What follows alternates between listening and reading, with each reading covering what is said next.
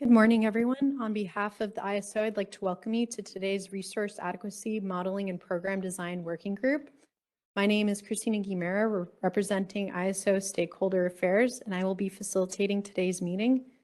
Today's slide deck presentation is available on the initiative webpage. You can get to that page by going to kaiso.com, and then under the Stay Informed tab on the homepage, you'll see policy initiatives. If you click that link, it'll take you out to our main initiative landing page where you can search for the Resource Adequacy and Program Design webpage. Next slide, please. This meeting is being recorded, and the video file will be posted to the initiative webpage for information and convenience purposes only. The recordings and any related transcription should not be reprinted without the ISO's permission. If you need any technical assistance at any point during the meeting, please send a chat to the event producer. Next slide, please. We will periodically pause for questions throughout the meeting. You can raise your hand by selecting the raise hand icon at the bottom of your WebEx screen, or if you joined audio only, please press *3 on your device. And for everyone joining us today, please state your name and affiliation first before speaking, and you may also send comments via chat. And if you need any technical assistance, please again send a chat to myself or the event producer. Next slide. This slide shows a graphical representation of where we are in the ISO's policy initiative stakeholder process. For this initiative, we're currently in between the pre-development and proposal development stage, as you can see visualized here. Next slide, please. During today's meeting, we will begin with goals and pathway forward from Partha Malvidkar, followed by a stakeholder presentation on the role of KAISO LOLE modeling and reliability planning by Carrie Bentley of WPTF. Afterward, we'll hear from Ansel Lundberg and Sai Kopulu on Track 1 modeling defaults and accreditation. We'll then have a short break before hearing about Track 1 outage and substitution and availability and incentive mechanisms by Anya Gilbert. Afterwards, Hilary Staver will discuss Track 3 backstop reform, followed by Partha Malvidkar again, who will address remaining working group items. I will then wrap up today's session by discussing next steps. And with that, I'll turn it over to Partha. Next slide, please.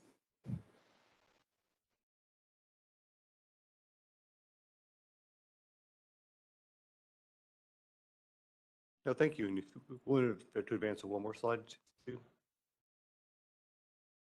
Yeah, so thanks everybody. I really appreciate the folks who have joined us in the room. Once again, like the people in the room were surprised with a good breakfast from the KAISO cafeteria. So just encouraging folks who are participating online, if you're able to join in person, there's always some probability that you'll be treated with a breakfast here. And if not, we'll at least get to enjoy your company. But yeah, and again, let's start off by thanking stakeholders. And really, as we sort of started this working group effort, we really were wanting this to be stakeholder-led and stakeholder-driven.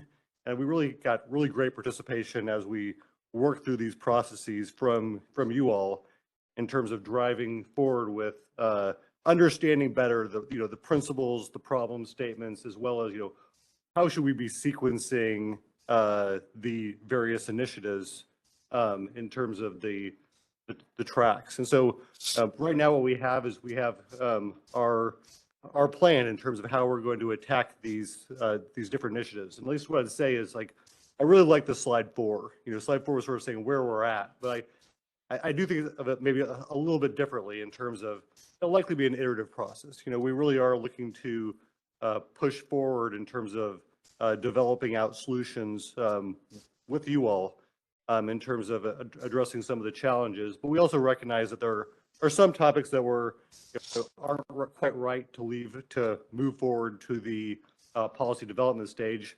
We also recognize that there will likely be, as we go through the initiatives, relooks at sort of like, do we have the scope right? Do we have the topic list right? As we do more analysis, it might be the case that we'll flex on those. So yeah, but really I think we're here today to discuss, more in detail, kind of the, and get your feedback on the action items. So if you're willing to go to slide 8, I'm probably jumping the gun here.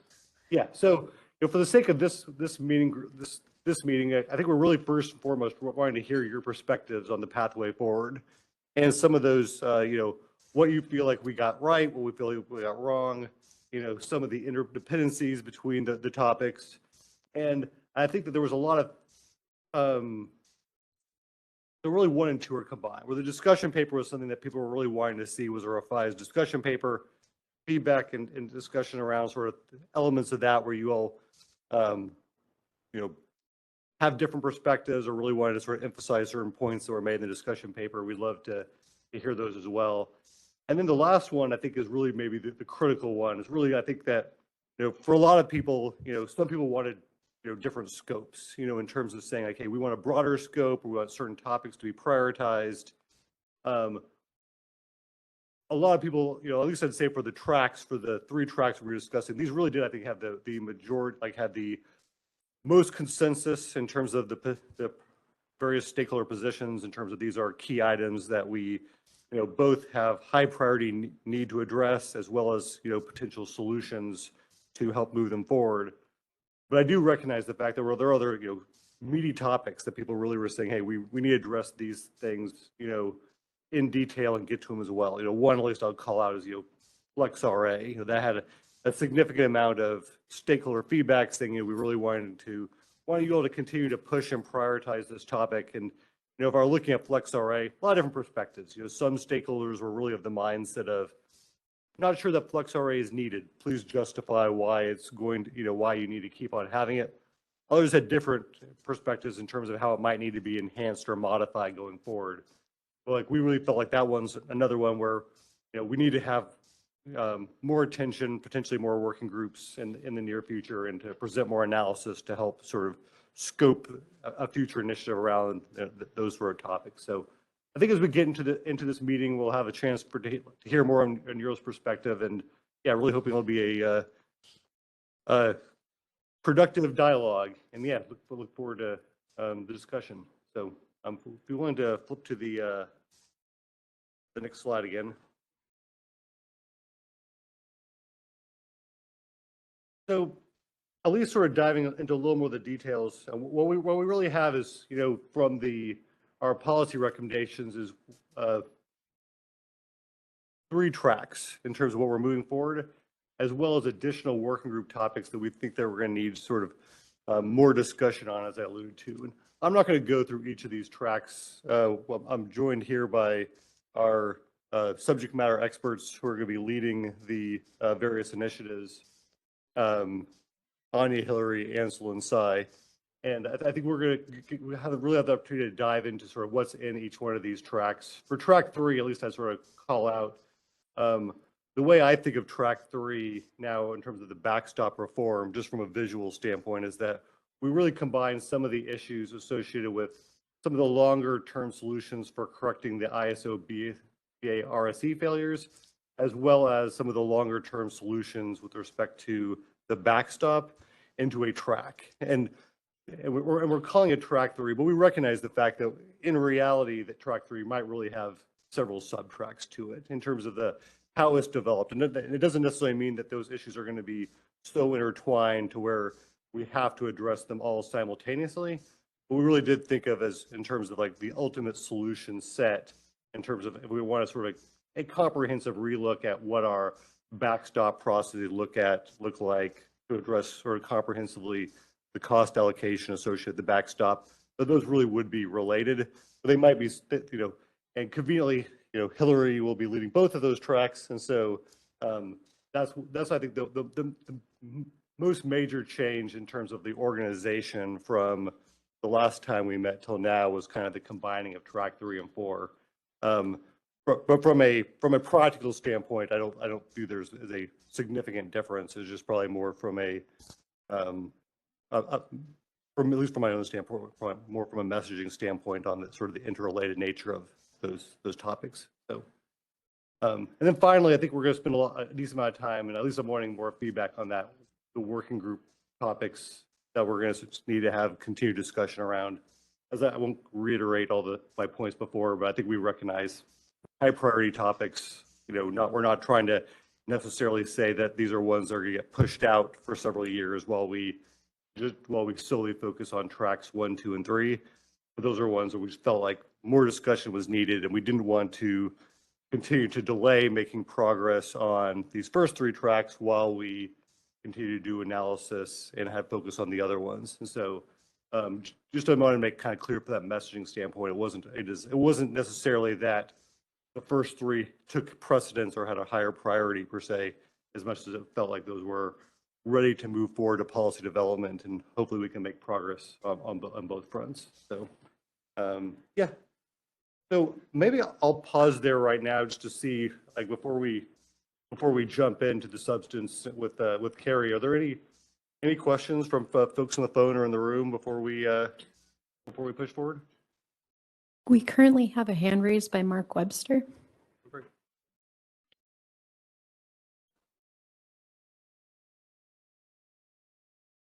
Mark, you are currently Mark. unmuted.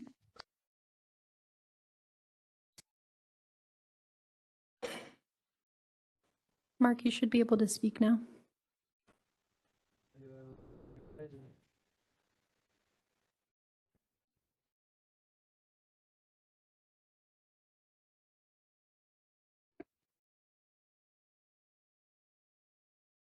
Maybe we'll come back to Mark.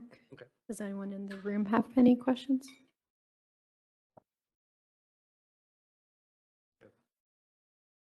So I have one last slide, and to do it really quick. It's really already been covered as well. And really, it's just sort of, it's more responding, I think, to comments and feedback. I think that kind of one topic that sort of was a theme throughout the comments was sort of the interrelated nature of these different tracks. And I think that we fully recognize that. And like, I think the sort of one option was to have sort of one big RA initiative that just covered everything. And, my analogy of, it felt like, the boiling the ocean analogy. Like we really wouldn't be able to make progress if it was all, well, like I think what we're really saying is like, we recognize the fact that all these tracks are interrelated. And even the ones left behind are also interrelated, and that there's needs to be a coordination between the various tracks, the people who are working in it. And I think probably conveniently from what I've seen from the stakeholder groups is that often it is the same people who are working across these different initiative tracks. And I think from the ISO standpoint, we'll certainly be coordinated and sort of looking at like where there are topics that have sort of intersecting issues. So I won't get into each one of these. I think that as we present the different tracks, I think we're going to be calling out some of the interdependencies, at that time. But yeah, really looking forward to, I don't know the right term. I want to say getting started, but I think that's the wrong term. I think we've made good progress. I think we're going to get started on the initiative phase. And so, yeah, I think that really looking forward to engaging constructively with you all and developing out solutions to these important issues. So, yeah, but with that, I think we're moving next to any other comments from folks before we get, okay. Yeah, we have one more slide just in terms of, so that's more the substance, just in terms of the timing. We have one additional slide. And that's, this is really kind of just laying out sort of expectations on both the policy and modeling fronts. And that, one of the things, and Ansel will get this into more particularly, we have kind of 2 parallel efforts, in terms of the policy development.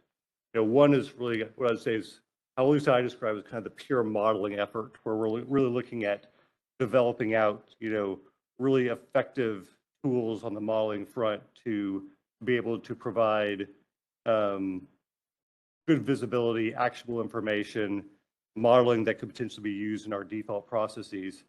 But then we probably on the parallel front on the modeling, with the modeling effort, have really more policy development topics that will include, development of our default rules, development of potentially a UCAP mechanism working in conjunction with the various LRAs, including the CPUC.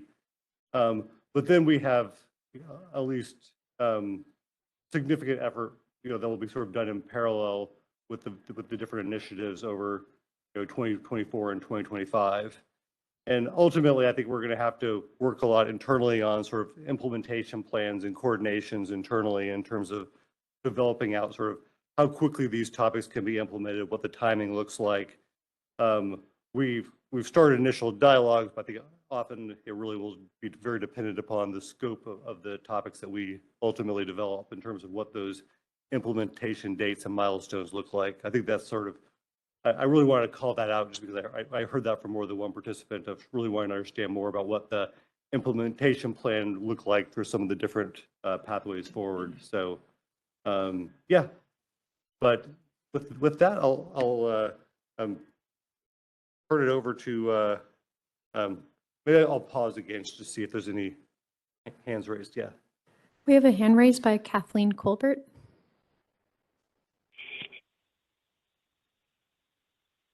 Great. Can you hear me? It's Kathleen Colbert from Vistra. Yes. Okay, wonderful. I wanted to make a process request, I believe, Partha on track 1. Here you're saying these are, parallel tracks. 1, 2, 3 doesn't necessarily mean timing. Appreciate that clarifications that you've provided. On the UCAP for the default counting and addressing the ambient D rates, I also appreciate you said that you would stay focused on working with the different LRAs, including the CPUC. Vistra has submitted a track 2 proposal for a UCAP process and timeline that would be within the LRA regulatory framework, not for default counting rules, but for the LRA counting rules that most resources are subject to.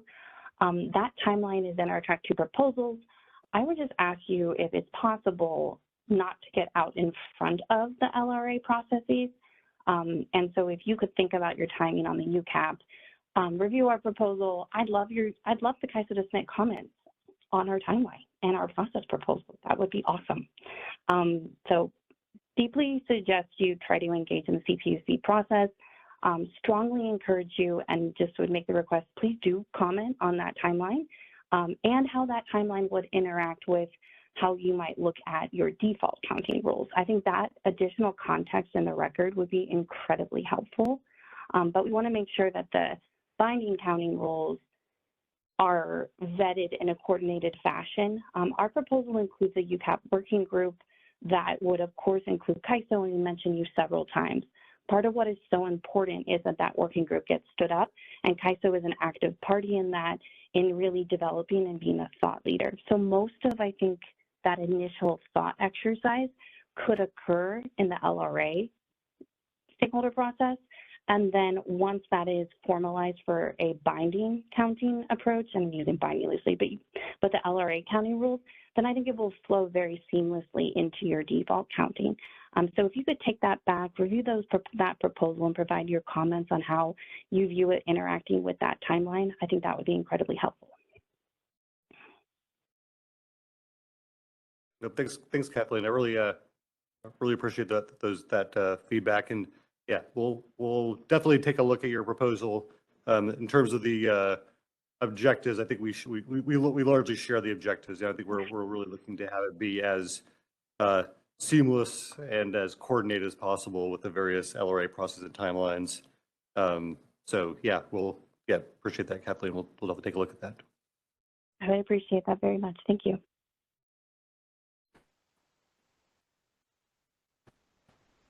All right. Anyone else? No further questions. Great. Well, with that, we can start jumping into the discussion. So first off, we have Carrie Bentley. Thank you. Really appreciate your joining us, and look forward to your presentation. Yeah.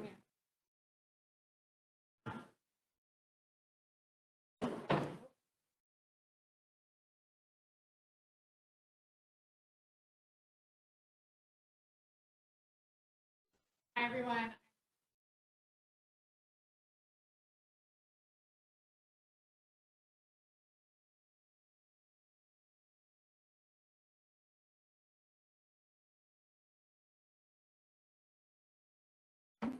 There we go. I knew it wasn't on. WPTF is a nonprofit trade forum dedicated to reliability and transparency. First, we'd like to say thank you for the CAISO staff for giving us the opportunity to present on our macro level viewpoint on the CAISO's role in reliability planning. Sure, everyone's really disappointed though. This is actually not a technical loss of load expectation modeling presentation. Sorry, Aditya. I do have data, but I would call it fun data. Oh, we'll get right into it. Before I jump into the meat of everything, I thought it'd be good to do an overview first. So these couple slides are an overview and a background. You know, a theme of this presentation is definitely that there's increased complexity and reliability planning. This is because at this point in time, we have arguably 5 different agencies involved in keeping the lights on in California. We have overlapping processes that are only getting more complex over time. The coordination and processes are growing more complex because the state is not only trying to accommodate climate change, plan for climate change, but it's also trying to prevent climate change. So those dual roles are just making things harder and harder. Also, the overlapping responsibilities across the diverse agencies means there's no single agency in charge of ensuring that holistically this is leading to reliability. Well, each agency is doing its best within its own process to account for climate change. No one is taking a step back and saying, hey, does this all work together? So maybe a little bit of a spoiler alert, this is what we think the CAISO should do in their track 1, is to begin to take on this role. So the following slides really discuss what are the challenges with reliability planning, where are the gaps that we can see now in the reliability planning processes, and then how do we think the CAISO can start to plug these gaps? Before, though, I get into that, I think it's important to answer the question, what do I even mean by reliability planning? So when I say reliability planning, what I mean are the processes that ensure we have sufficient capacity to meet demand in all but the most extreme conditions. Now, these processes have a lot of different levers in them. You can pull on load forecasting, you have the planning reserve margin, you have the strategic reserve, you have how do you count resources, contribution to capacity. And as you push and pull on all these levers, it becomes really unclear what the aggregate impact is. If the CEC decides to lower the load forecast and the CPUC increases the planning reserve margin, what is the net impact on reliability? Well, a really robust way to answer that question is to do loss of load expectation modeling. This is a probabilistic determination of loss of load under these different grid conditions.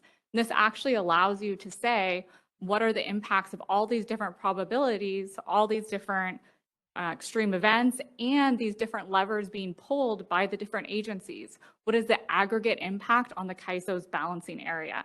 And the only way I know that to do robustly is through loss of load expectation modeling. Oops. Cool. This is really more challenging than it looks, kind of like a video game. Okay, the WPTF position overview. This is also the outline of this presentation.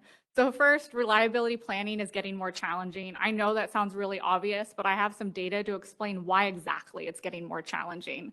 And then second, what is the CAISO's role as a balancing area in connection with the other state agencies? And then finally, we have some process gaps that we think are identifiable right now that we believe should be considered within track 1, and we have a couple other recommendations. So first, reliability planning is getting more challenging. So let's start with something simple. No one should be surprised that climate change is causing the state to get hotter, and this is causing peak load to increase.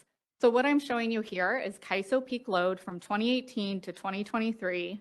And you could see in parentheses, I'm just showing you the month that the peak load occurred, and I'm showing you how it's increasing over time. This is what we typically think of as a challenge of climate change.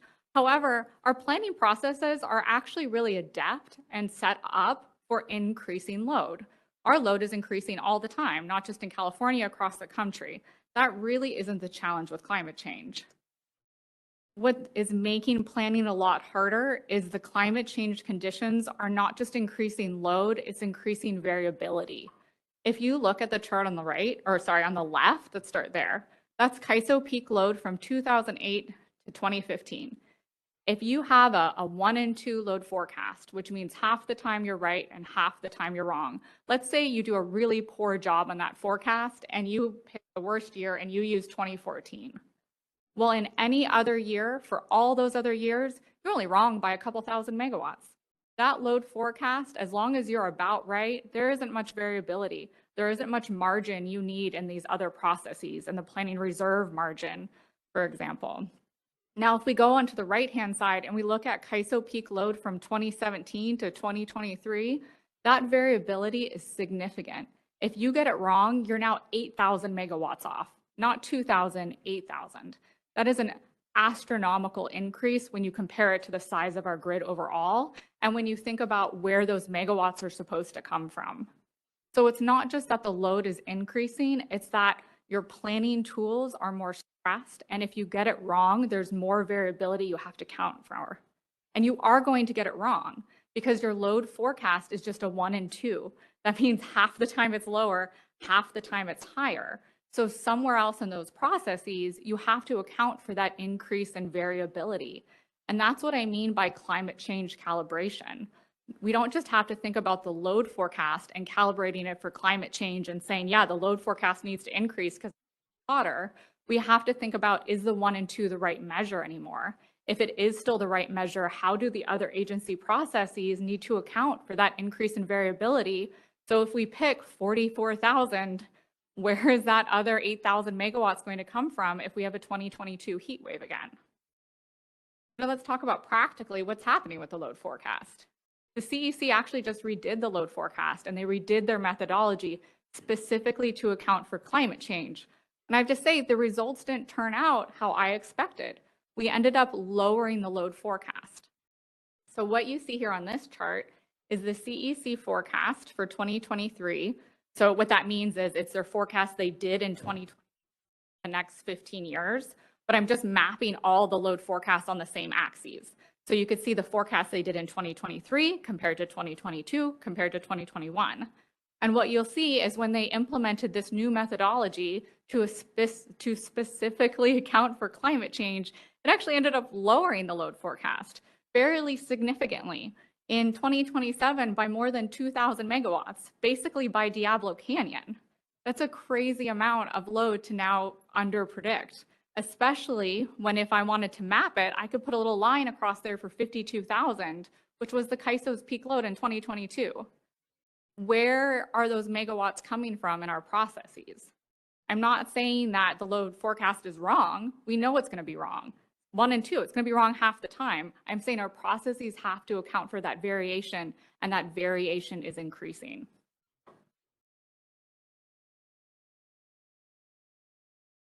So, resource planning is conducted across so many processes, so many agencies. It's really unclear to me whether holistically our processes are being calibrated for climate change.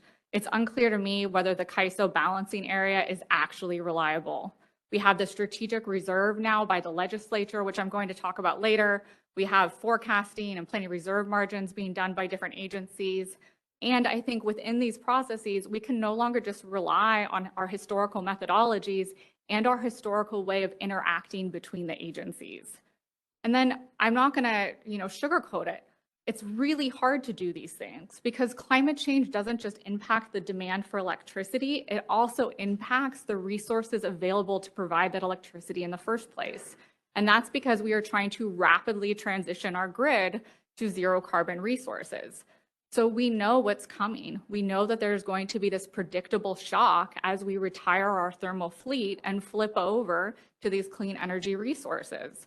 So that means what may work in terms of a process today may actually not work in terms of a process tomorrow. And certainly the numbers we use today will not work in terms of our numbers tomorrow, because if we have a fixed planning reserve margin, a fixed load forecast, and our thermal fleet retires, well, our reliability standard is blown out of the water and our reliability is reduced and we risk blackouts. So there is a clear and present need for not just reevaluation of individual processes for climate change, but also to do this holistically. And we think the CAISO is uniquely suited to provide this function. In fact, we think the CAISO is probably the only agency that will be able to provide this function because they're the only ones with a clear picture. They're the ones when the rubber hits the road that has to keep the lights on. So how do they do that though? What is their jurisdictional role? Are you guys even allowed to do that? I think those are very important questions. So first, let's back up, talk about who the CAISO is. So it's a FERC jurisdictional entity. It also oversees about 80% of California's electricity demand. I think that's pretty powerful. I know we throw around that statistic a lot, but that means if the CAISO gets it right, that means 80% of California is reliable. Then we work with SMUD, we work with LADWPD, and guess what? We're probably fine. In fact, the Western Interconnect is probably fine. That's a huge amount of ratepayers and huge amount of end-use consumers that the CAISO is responsible for ensuring reliability for. Then, of course, they have over 70 load-serving entities that have to serve their role, and then the CPUC has jurisdiction over about 91% of that load. Let's talk about these interagency relationships and a little bit of legalese. So we now have DWR via the strategic reserve being added into this. And again, I am going to talk about the strategic reserve a little bit later. And then we also have this PU code 380. And it says that the CPUC shall establish RA requirements in consultation with the CAISO. You know, I'll note this is vague. I've talked to many lawyers about it. They say it's very legally vague. And I would say it's been interpreted as the CPUC setting the system-wide reliability level and the CAISO administering it. The CAISO also has NERC and WEC standards and some FERC language about contingency reserves. And there's some California law in addition to this code that implies the CAISO has the power to always acquire its needed reserves. You know, I would say when I step back and look at the tariff, I think the CAISO has the clearest authority over RA deliverability. They get to say whether a resource can count or not.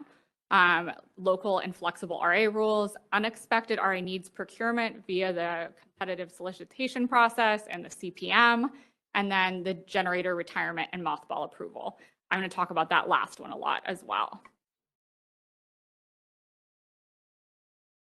Now I'm going to map those functions within everyone else's functions and put it on a timeline.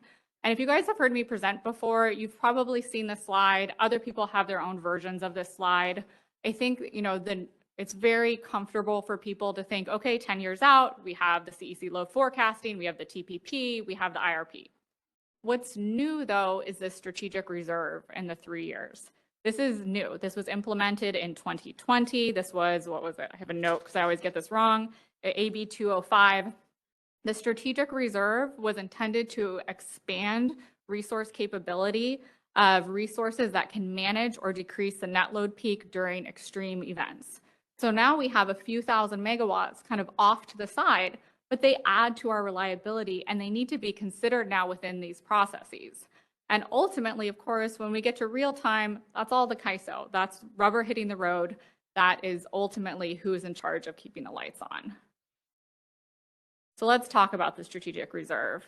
I pulled this slide, and the next 3 slides are all kind of the same presentation from a joint agency presentation giving to, I don't know, somewhere in the legislature, one of the committees.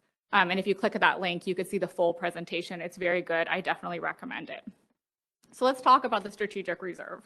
So the first part of the strategic reserve you need to know about is it's supposed to be in addition to RA procurement, which apparently is supposed to be up to a 1 in 10 loss of load expectation.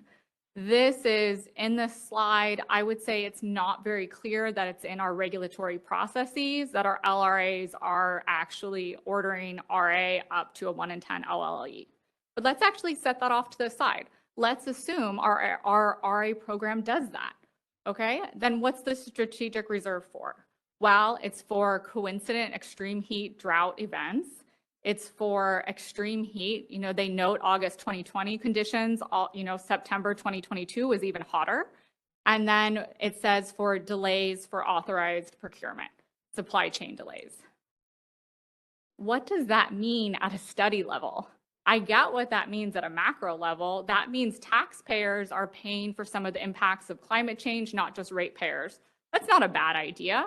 Not a terrible idea to have this, break glass in case of needed set of resources. But now let's actually try and translate that into our study processes. Which bucket, for example, does unexpected thermal retirements fall? If we have more gas retiring than we expect, is that kind of the same as a supply chain delay, or does that need to be in the RA requirement? How do you actually differentiate between heat and extreme heat? Where is that line? Is that done in the load forecast? Is that done in the planning reserve margin? I don't know. And I don't think we've actually talked about that as a stakeholder community. I think that's a very technical question. Which bucket accounts for general load forecast error? What if we have more EVs than expected? What if everyone goes out and buys a Rivian? What if AI explodes and replaces all our jobs? And now we just have extreme electrical use. Don't get so scared. I don't actually think that's going to happen. We're fine. But what if AI, I don't know, what if we have supercomputers in our homes now, you know? What happens if we have just general load forecast change? Is that the strategic reserve, or is that somehow in this loss of load expectation RA requirement? And then what happens after post 2026? So we have the strategic reserve. Let's say we all agree what's in RA and what's in the strategic reserve. Well, it's only funded through 2026. What does that mean for midterm resource planning? What does that mean for retirements? What does that mean for new resource buildouts? You know, 2026 in terms of building a power plant or letting a power plant retire is not that far away. That's basically a second from now. So what do we do if the strategic reserve doesn't continue to be funded, yet within our planning processes, we've counted on it for extreme heat? What if we counted on it for even more stuff? So we have to think about these things and talk about them. Otherwise, if the strategic reserve goes away, suddenly what? We're just going to black out? This doesn't seem like a good way to do long-term reliability planning. So how can the CAISO help? Again, right, this is my pitch to the CAISO to start to plug in these gaps. Well, first of all, you know, let's go back to this PU code. It says the CPUC shall establish RA requirements in consultation with. Well, as a consultant, I can tell you to be a good consultant, you actually have to know stuff. You actually have to do some modeling, dig into some facts, actually become a deep expert in something. So my pitch is that the CAISO should become a deep expert, not only in their own balancing areas reliability, but how all those different levers at the different processes impact reliability. They should be the organization that can answer if the CEC lowers the load forecast and the CPUC increases the PRM, here's the impact on the reliability standard. Oh, guess what? You have not quite enough reliability. Hey, CEC, maybe we could use a 1 in 5 or a 1 in 20. Hey, CPUC, maybe you could increase your PRM. It needs to be the organization that provides that feedback because it's the only one that knows or can know how reliable its own balancing area is. I also think the CAISO is the only one that has a key tariff authority over certain elements, including this resource retirement I'm going to talk about. Okay, so practically speaking, what do I want the CAISO to do in track 1? First, and this is, you know, a little fluffy, but I want everyone to learn from history and just do it better this time, right? I was at the CAISO when we didn't do it well, and I would like us to do it better.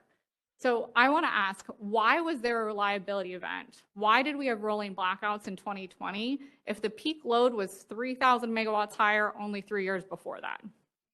That is because of poor planning. And I know I read the whole 2020 report on why we blacked out, and there's a lot of technical reasons in there. But from a macro reason, the reason why we blacked out is because we let 5,000 megawatts of thermal capacity retire. If we didn't allow 5,000 megawatts to retire and we said, hey, actually, we could look out in the future, we know that we're going to need these resources for reliability. Why don't you wait a few years to retire? We wouldn't have blacked out. There also weren't market signals to keep these gas resources around.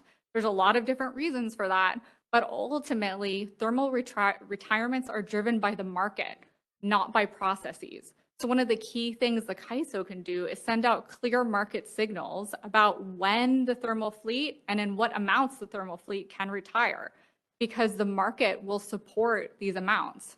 Again, as long as all the interrelated processes are working together. So let's look at the future. Here's our estimated battery storage build out. And I went from 2017 to 2033 because it's really impressive.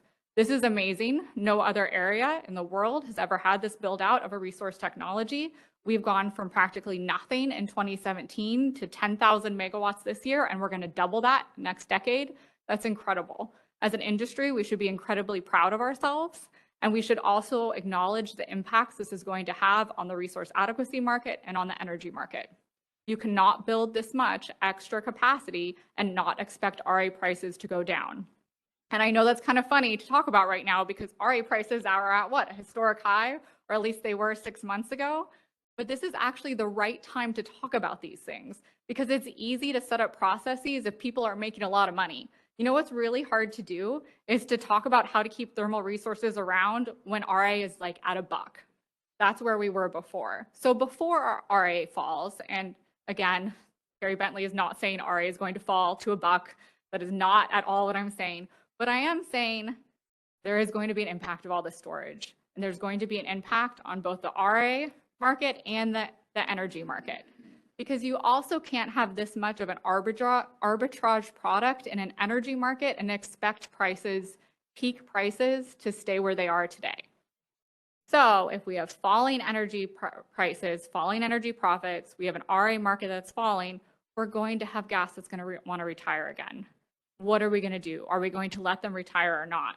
Because right now, the transmission planning process assumptions are pretty funny. They have everything sticking around until 2035, 2040, and then it's minus 15,000 megawatts.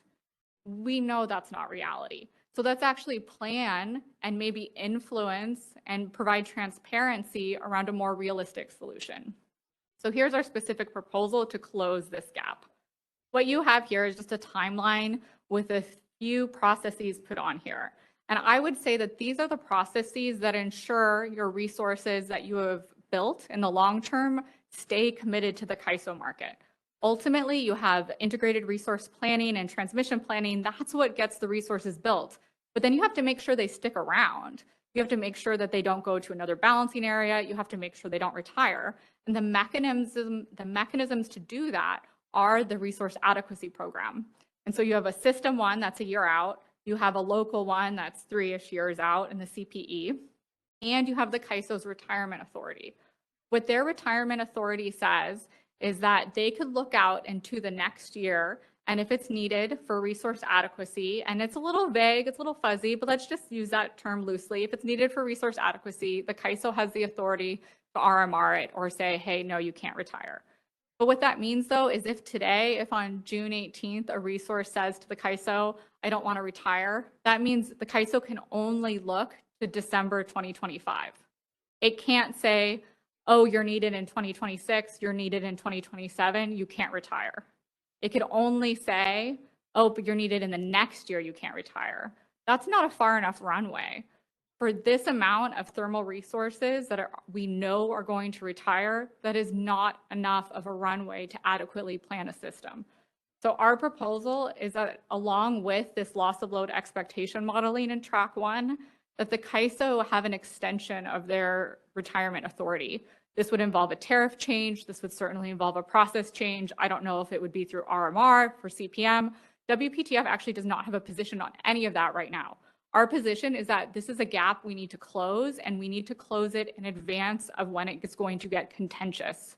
Let's do it now. Let's do better than we did last time. Let's learn from our own history. Let's set up the process in advance so we don't end up with rolling blackouts again. And then ultimately, once you do this loss of load expectation modeling and you kind of have a good idea of which resources are going to retire, well, then you can coordinate. You can coordinate with the strategic reserve. You can coordinate with the IRP or with the RCPPP if it ever comes out. And this coordination is incredibly important because it's not just the CAISO saying we're reliable or we're not reliable. It's them actually going in and saying, here are how your processes could make our system more reliable, or these are the aspects of your processes that are making us not meet a 1 in 10 LOLE. So why, you may ask, loss of load expectation modeling? We've done stack analyses in our industry for a very long time. I like a good stack analysis. I think it's a clear way to illustrate data, but I want to show you why stack analysis and 3 slides really do not give you a full picture. Without probabilistic analysis, there's just no way to know whether the aggregation of the planning efforts are leading to reliability or not. So let's look at this first slide because it's super fun.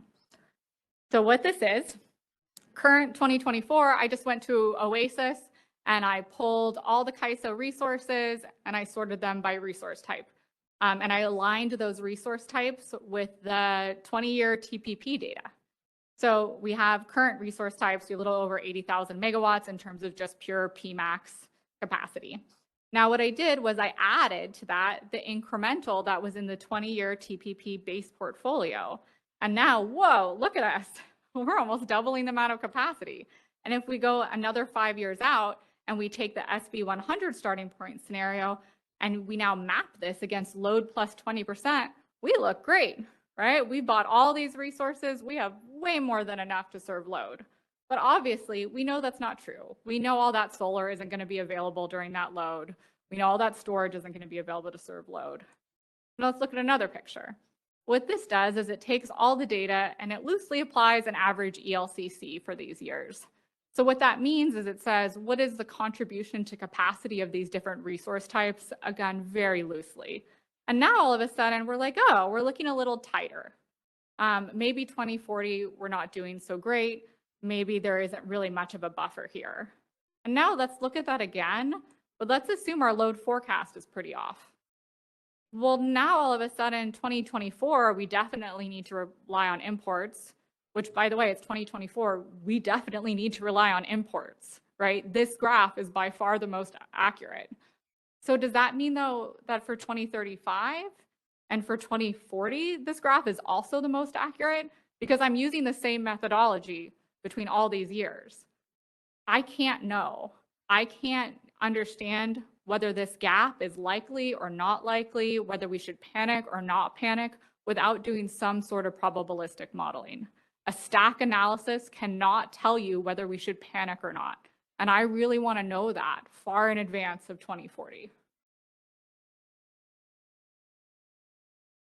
So finally, what are our initiative priorities? Well, we want to evaluate forward CAISO balancing area in terms of loss of load expectation and communicate the results to agencies. I hope though after this presentation you understand there's a lot of meat behind that simple sentence. We don't just want you to do loss of load modeling. We want you to do thoughtful loss of load modeling that's calibrated for climate change. We don't just want you to take that CEC load forecast. We want you to say, what if that load forecast is really wrong? What if 2022 happens again? We want to say, what does this loss of load modeling means in terms of the strategic reserve? What does it mean in terms of all the different LRAs setting different PRMs? And when we say we want you to communicate the results to agencies in a useful way, I don't just mean give them the results. I mean, tell them, I think your load forecast is too low. And if you keep it this low, we have to change these other processes. That's just an example.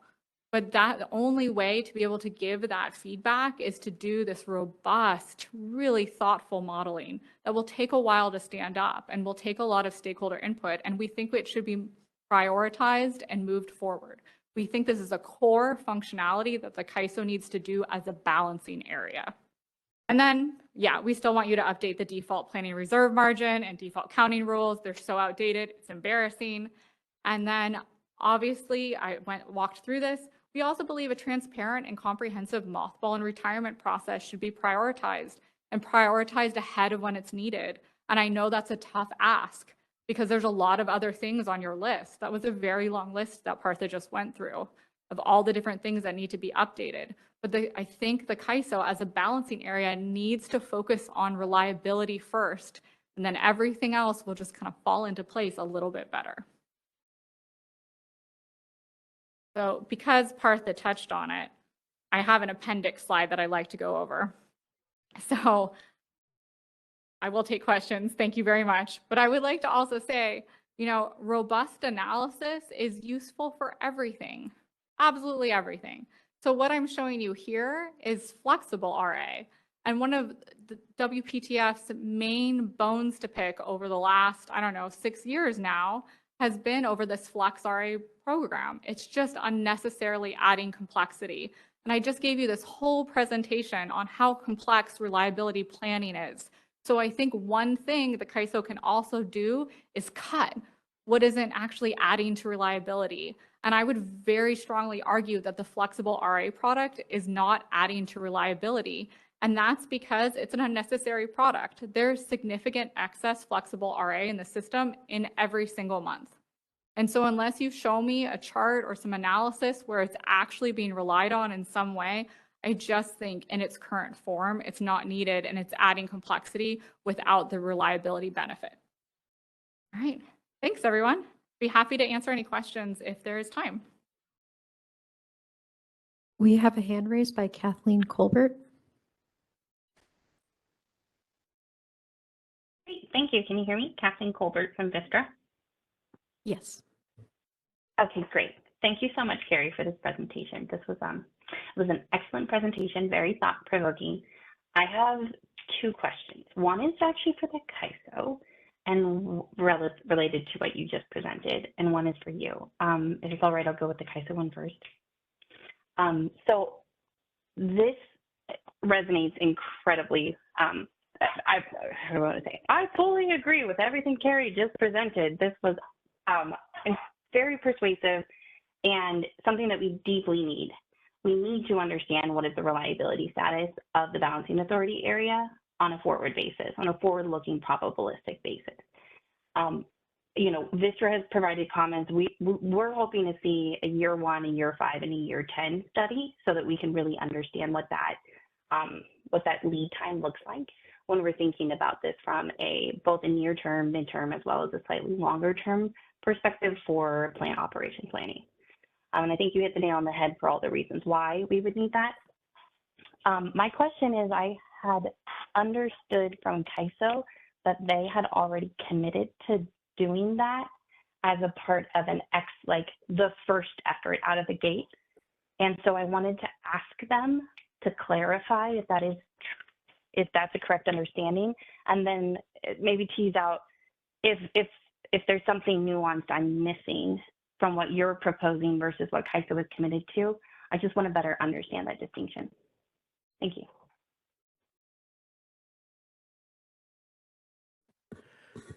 Kathleen, this is Aditya with the CAISO. Thank you for your question. So the three things, if you go back to the previous slide, Carrie, the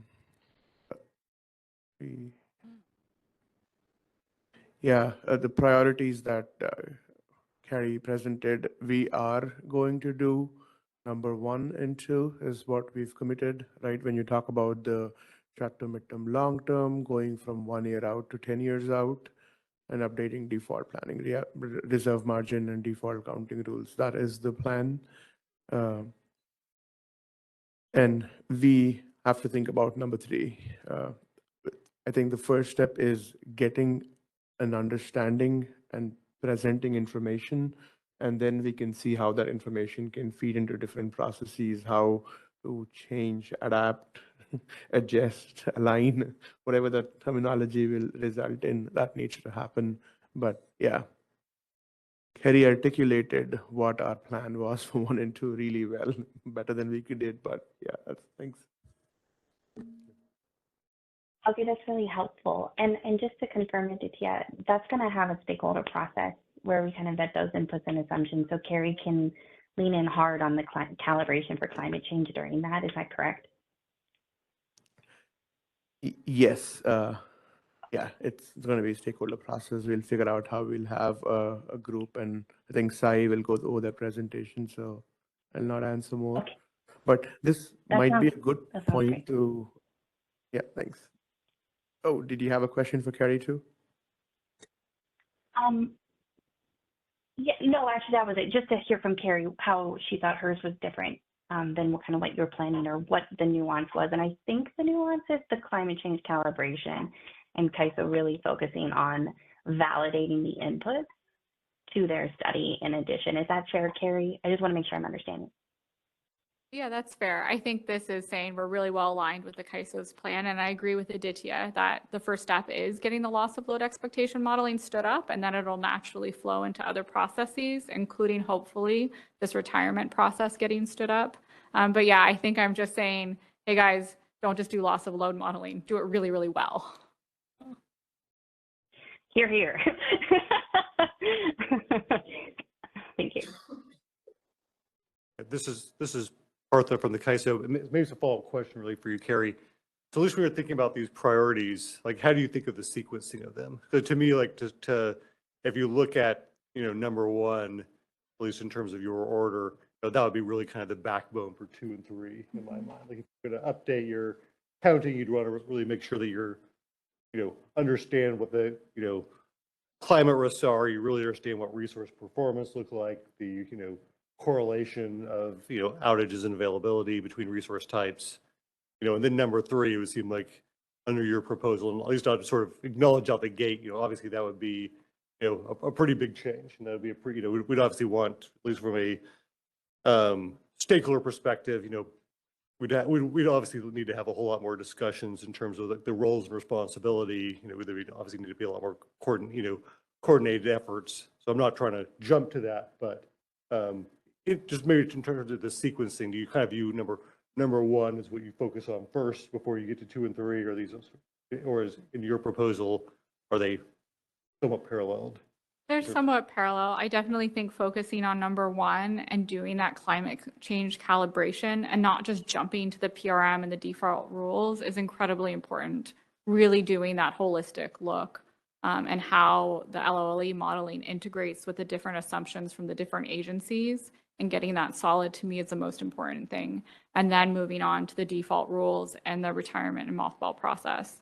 I am very concerned that when you start talking about default counting rules, that it'll get contentious, even though it is just a default rule. When you start to talk about UCAP and the CAISO doing UCAP, when it's within a default rule, that makes sense to me. When you start talking about UCAP as an extension of your authority over the counting rules, that's suddenly a quagmire that sucks up resources away from, I think, core balancing area roles like ensuring reliability.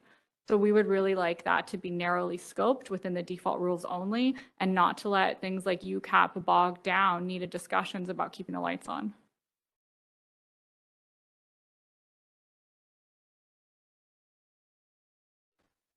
Hey, this is Kevin Head. I'm a lead California regulatory affairs specialist here at the the ISO. Just wanted to say thanks for the presentation and a lot of great points you made here. Just wanted to acknowledge that we do have a pretty robust process of working with the Energy Commission and the PUC on a variety of different load forecasting processes. We have the Joint Agency Steering Committee, JASC, where we meet once a week. We're meeting later today in about an hour, actually, about the load forecast, and we have these conversations ongoing, and we really value that interaction.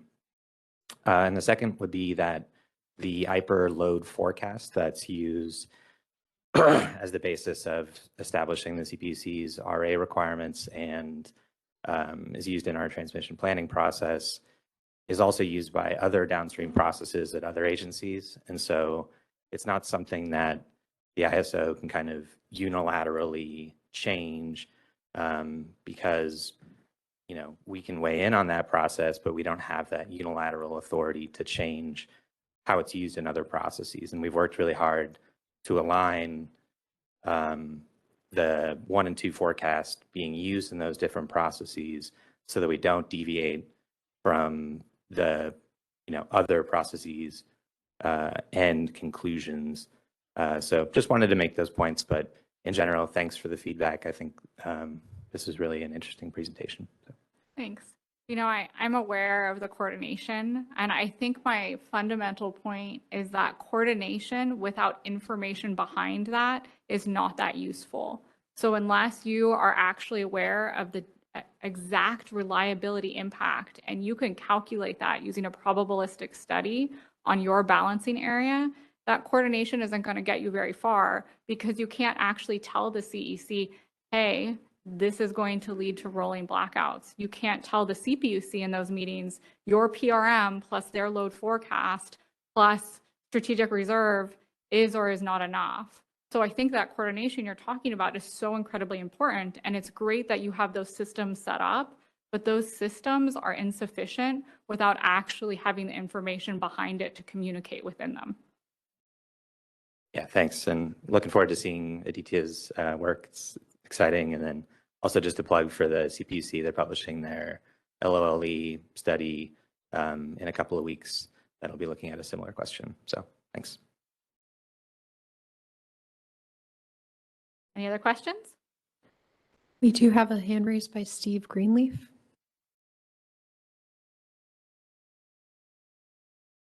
Hi, Carrie. How are you? Hey, Steve. Doing well. How are you?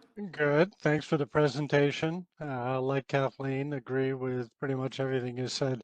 I was wondering if you could just expand a little bit on, I apologies if you touched on this, just on in the context of CAISO BAA planning,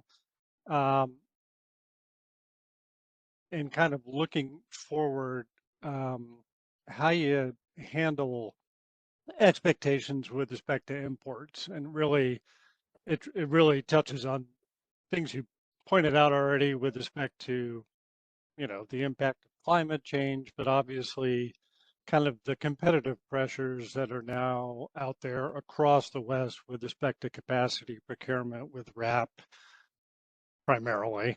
So just if you could just talk a little bit about it, it just seems to me over the years, we've done a lot of, hey, let's look at historic import level, historical levels of imports and kind of do projections based on that.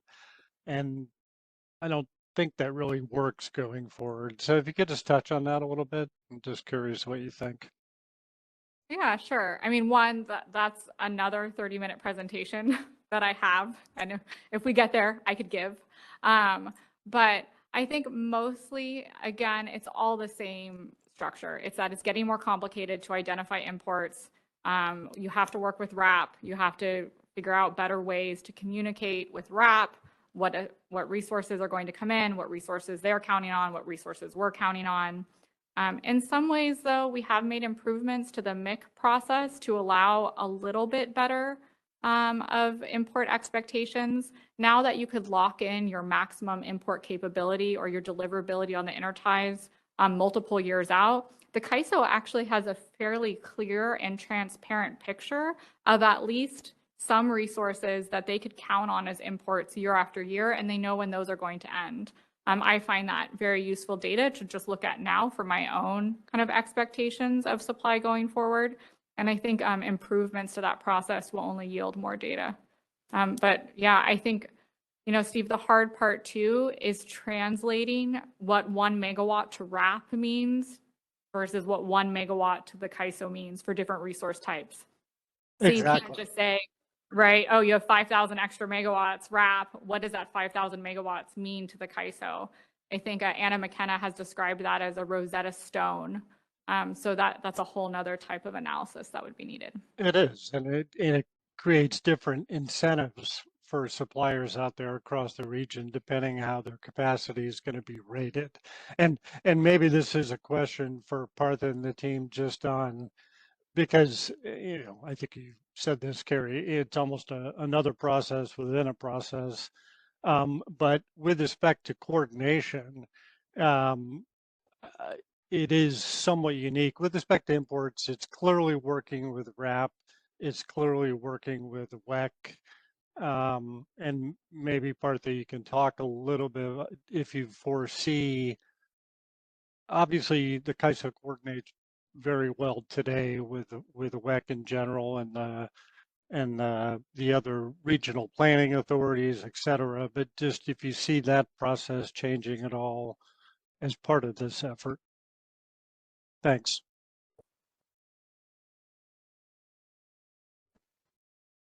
No, thanks, Steve.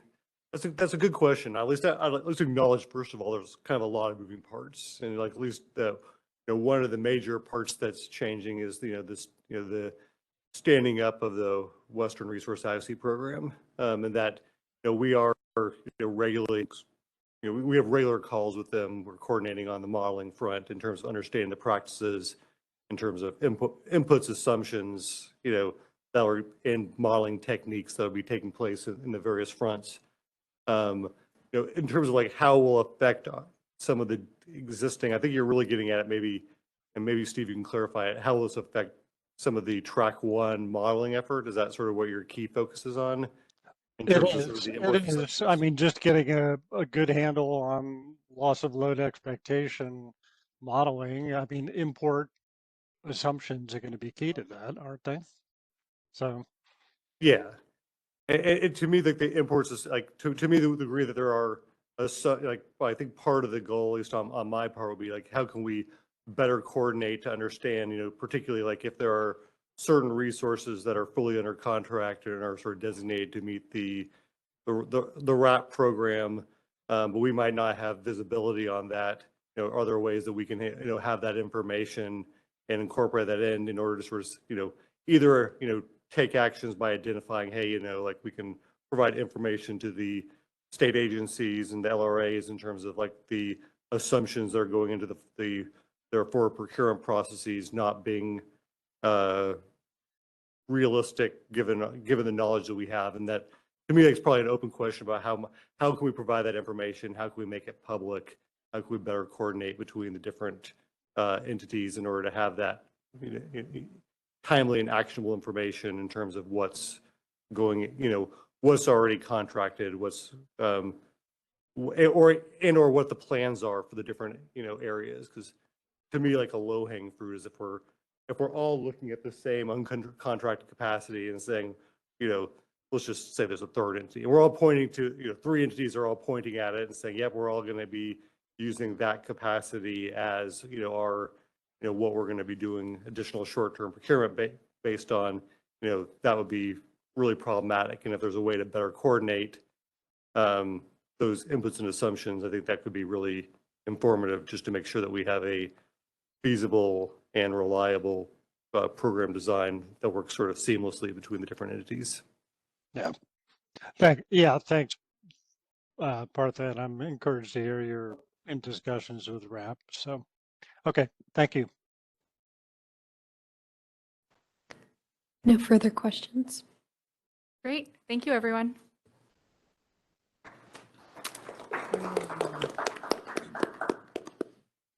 All right, thank you, Carrie. Glad you got a chance to present because we missed you at the April working group, so appreciate you coming out. So next slide, please.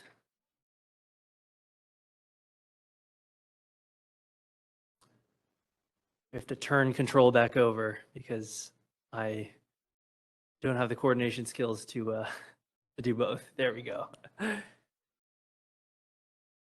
Right. Thank you. So again, my name is Ansel Lundberg. I'm a policy developer here at the California ISO, and I'm going to jump into a little bit of detail on what Partha covered at the beginning as far as the detail of the different tracks, and I'll be working on track 1 and the items within it. I also am joined by Sai Kopulu, who is our lead resource assessments analyst at the ISO, and he'll be presenting a little bit after I do about some of the modeling work and where we are on that. So the revised draft discussion paper was posted at the end of last week.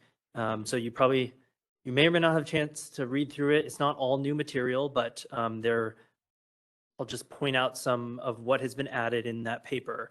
So after each of the tracks, we added a stakeholder comment summary from what we heard in April, as well as some of the verbal comments shared in the April meeting. And we also converted the process section into an updated path forward section after each of the tracks. And if you didn't find, a comment that you have made reflected directly in that summary, then we hope you can find it at the end in the issues for further refinement and discussion section. And many of those we've indicated kind of one of the tracks that those might find a home in. So I'm going to just talk briefly about kind of what we heard on the track 1 items on modeling and updating our default rules.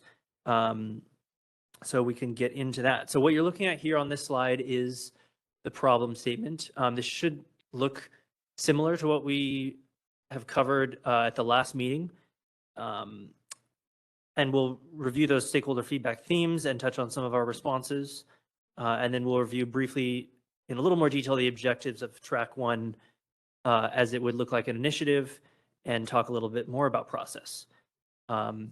So we don't have the talented folks at Concentric at this meeting, but I'm just going to note there was a proposed edit to this problem statement, and it was suggested by, I believe, California Municipal Utilities Association to remove under one of the sub-issue bullets. There is, it says, the ISO's default PRM and default counting rules should meet at least a 0.1 LOLE at the ISO balancing area level. So that has been kind of a staple of what we've discussed the last several meetings at the working group. But there was a proposal to remove that and get a little bit less specific. That may, I think the intention was that it would be still potentially in scope, but it's not as indicative. So we left it in there in the paper, but I think, you know, we would be happy to hear comments on that proposal in the next round of comments. And I think the intention, as we've heard from Aditya and the team, is to have that as a goal of the loss of load expectation modeling, is to at least update the default rules in our tariff. So I think that's the direction we're going in at the ISO, but I just wanted to call attention to that. So let's go to the next slide. So a little bit about stakeholder feedback that we heard. This is kind of a summary again of the different feedback that we heard on kind of these two elements. We've divided into the modeling side and the related policies side. So on modeling, we heard, we've been hearing over the past several meetings overall support for the ISO getting started on modeling efforts. And so that's good to hear. We got some feedback on the load serving entity survey, and the deadline for submission has passed. So we've received robust responses to that survey, and Sai is going to talk a little bit more about how we'll fill in the gaps for what we don't have yet. So thank you again to all the load serving entities that did respond to the survey. We appreciate you providing us with that information. Again, a comment on kind of the focus on loss of load expectation as a standard for the default PRM update. Obviously, we're already moving forward with the modeling, but I think in the track 1 discussions and stakeholder process, we can talk more about kind of exactly what that would look like to align the default PRM with that loss of load expectation modeling.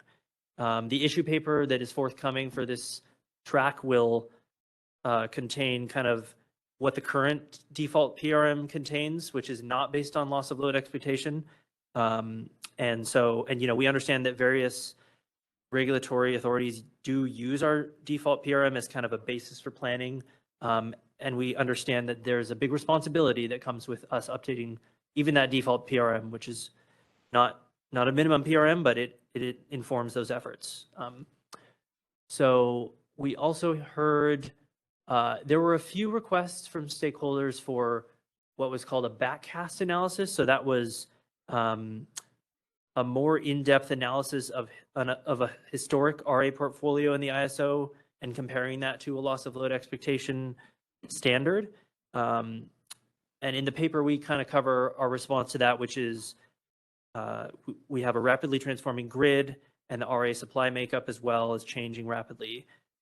So our modeling efforts at this time are focused on forward-looking assessments, and that's going to help us plan for this reliable future that we're all focused on in our principles, and make sure that our assessment results are informative for that. I will say, you know, that's kind of our short term. We're focusing on the short term modeling, but again, we can entertain definitely additional discussion of that backcast analysis in the track 1 process going forward. So moving to the right side under the related policies, obviously this is closely tied to the model efforts, but we did hear overall support for the need to update those default rules that we have in our tariff, the planning reserve margin and the counting rules. As Carrie said, they're very from the last generation. So I think it's time to take another look. And if we want to update the PRM, that's a product of the counting rules. So we just want to make sure everything fits together and that they will be updated to some standard. So we appreciate hearing that support. I think there has been discussion of setting a minimum planning reserve margin based on loss of load expectation modeling. That is not out of scope to have that discussion, but we're not necessarily aiming for that at this time. And then finally, we heard less on UCAP, I think, at the last meeting, but we've talked about that in previous meetings. And in previous sets of comments, we've heard from the various entities up there, in addition to others, that they support the ISO kind of exploring a UCAP mechanism to incorporate availability into accreditation in some way, just to dive into that problem. So, yes, Carrie. Carrie Bentley with the Western Power Trading Forum. Can we talk more about the backcasting and your views on that? Because I've been very torn on that myself, on whether WPTF supports it. In my view, the benefit of backcasting is to be able to do what I said and actually calibrate your LOLE analysis for climate change almost within a sandbox environment, in something that's not going to be used for anything. You could actually see, is this LOLE about what we experienced in reality? So I think the backcast is not to say you did something wrong or another agency did something wrong, but it's to really say, are our models robust?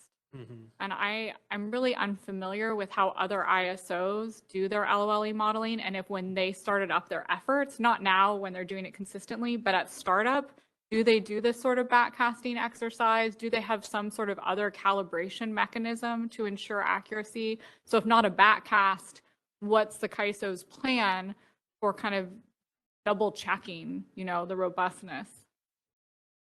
Thanks, Carrie. I'm going to toss that to Aditya. Yeah, I was part of MISO's LOLE working group when it first started in 2009, 8, or sometime in that time frame. But basically, the way it works is when you stakeholder every input and assumption, you work through methodologies, you do scenarios with stakeholders, you show that data to build that confidence, the stakeholder community, that the intent of the input change is driving the same output as you expect. And once that is done, that is sufficient to explain. So that's the kind of the iterative process. And MISO had a really engaged stakeholder body that was hands-on with the data. So trying to figure out how we can do something like that here with being able to do a public model, but that's another thing that we have to figure out. Thanks, Aditya. And yeah, I think we can get more into that, but I want to make sure we have time to get to size content with the short-term survey results. So we can move to the next slide.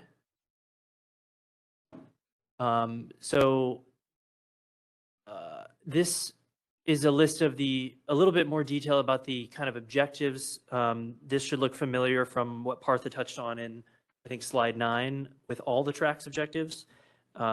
So I think we also wanted to touch about the process, and that's in that path forward section in the paper. But that bottom, those two arrows sort of is supposed to represent the parallel efforts of modeling and the related policy changes. So, we want to make sure we have significant stakeholder involvement, like Aditya said, throughout the process of developing the model, with starting from the inputs and assumptions, iterating on the results, and to bring all of you along for that process as much as we can. Because we understand that modeling is a valuable tool for providing robust kind of analysis and information about planning and these related policies like the PRM and counting rules that we're working on. And on that path, some of those updates will be dependent on the modeling process results. So there will be a tight coordination between those two parts of this track. But you can expect to see that kind of more traditional policy process with the issue paper later this year, straw proposal development, et cetera. So I think we would love to hear in the comments about kind of stakeholder preferences for the modeling feedback process, whether that's, holding just a two-part meeting like this where we talk about modeling and policy at the same time, or we had the kind of ad hoc LSE survey meeting in April that many of you attended. So it's probably going to be a mix of those things, just depending on the timeliness of kind of the need for the feedback, but we'd be interested to hear about that from folks. So I think I just also wanted to acknowledge the interdependencies with track 2. We've heard a lot about that in the comments, and Partha had the slide with that triple Venn diagram. So we will be very closely coordinated to make sure folks can be engaged on both of those tracks. All right, so I want to make sure we're a little behind, so I'm going to hand it to Sai so he can share some about the presentation. Yeah, let's take one question, and then we can move on and see where we're at after Sai's presentation. We have a hand raised from Steve Keen. Hi, it's Steve Keen from Edison. It took me a while to find the raise hand button. The new format has kind of thrown me. I want to go back to what Carrie was talking about, the question of the backcast, because I think I understand what you're saying, that things are changing quickly, but I tend to agree with her. I don't think we have a good handle on kind of where we've been. And I think doing a backcast, the backcast is the one time where we actually know what resources we had. And we have the RA was there, we know what it was. And then to look at that, and then, I agree with her. I don't think it's to necessarily say, ooh, you did this wrong or anything. We're not looking at that. I just really, when we get those RA, and I don't know how good that is. So for example, when we've had those really hot days, are they, how are they stressing what we have for RA? How is RA doing? Are we modeling what close to what we think we're modeling? And that's, I really think that would provide a lot of very useful information maybe going forward as to how different, maybe how useful different resources are. And I just really like to emphasize that I don't know how hard that would be to do, since you actually have all the information for RA at that point, to just do some of those backcasts. Okay, I just wanted to make that comment. I'm sorry I couldn't get it in earlier. Thanks, Steve. I'll quickly respond to that. Our summer assessments every year do share a view of how that summer would look based on the assumptions for that year. Another reason of not doing backcast is the amount of work it would take to build the model and get all of those things taken care of. It's time consuming, so you're focusing on the future assessment here. And maybe one thing I want to clarify is, when we do 500 different simulations, there are some cases in those 500 simulations that do model extreme events and tail conditions. So if a loss of load or unserved energy is experienced in that case, as long as it is within the 0.1, then it's considered a 0.1 portfolio.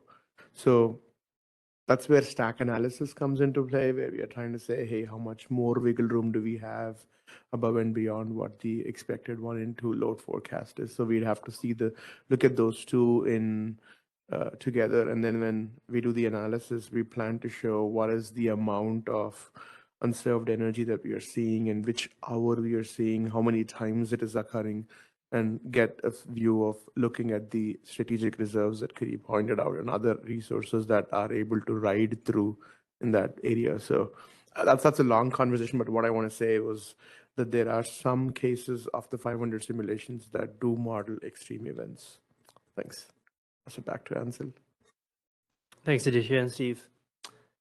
All right, we can go to the next slide, and I'll hand it over to Sai. Right. Thanks, Ansel, for setting up the stage. I'm Sai Kopal, lead in the Resource Assessment and Planning Group.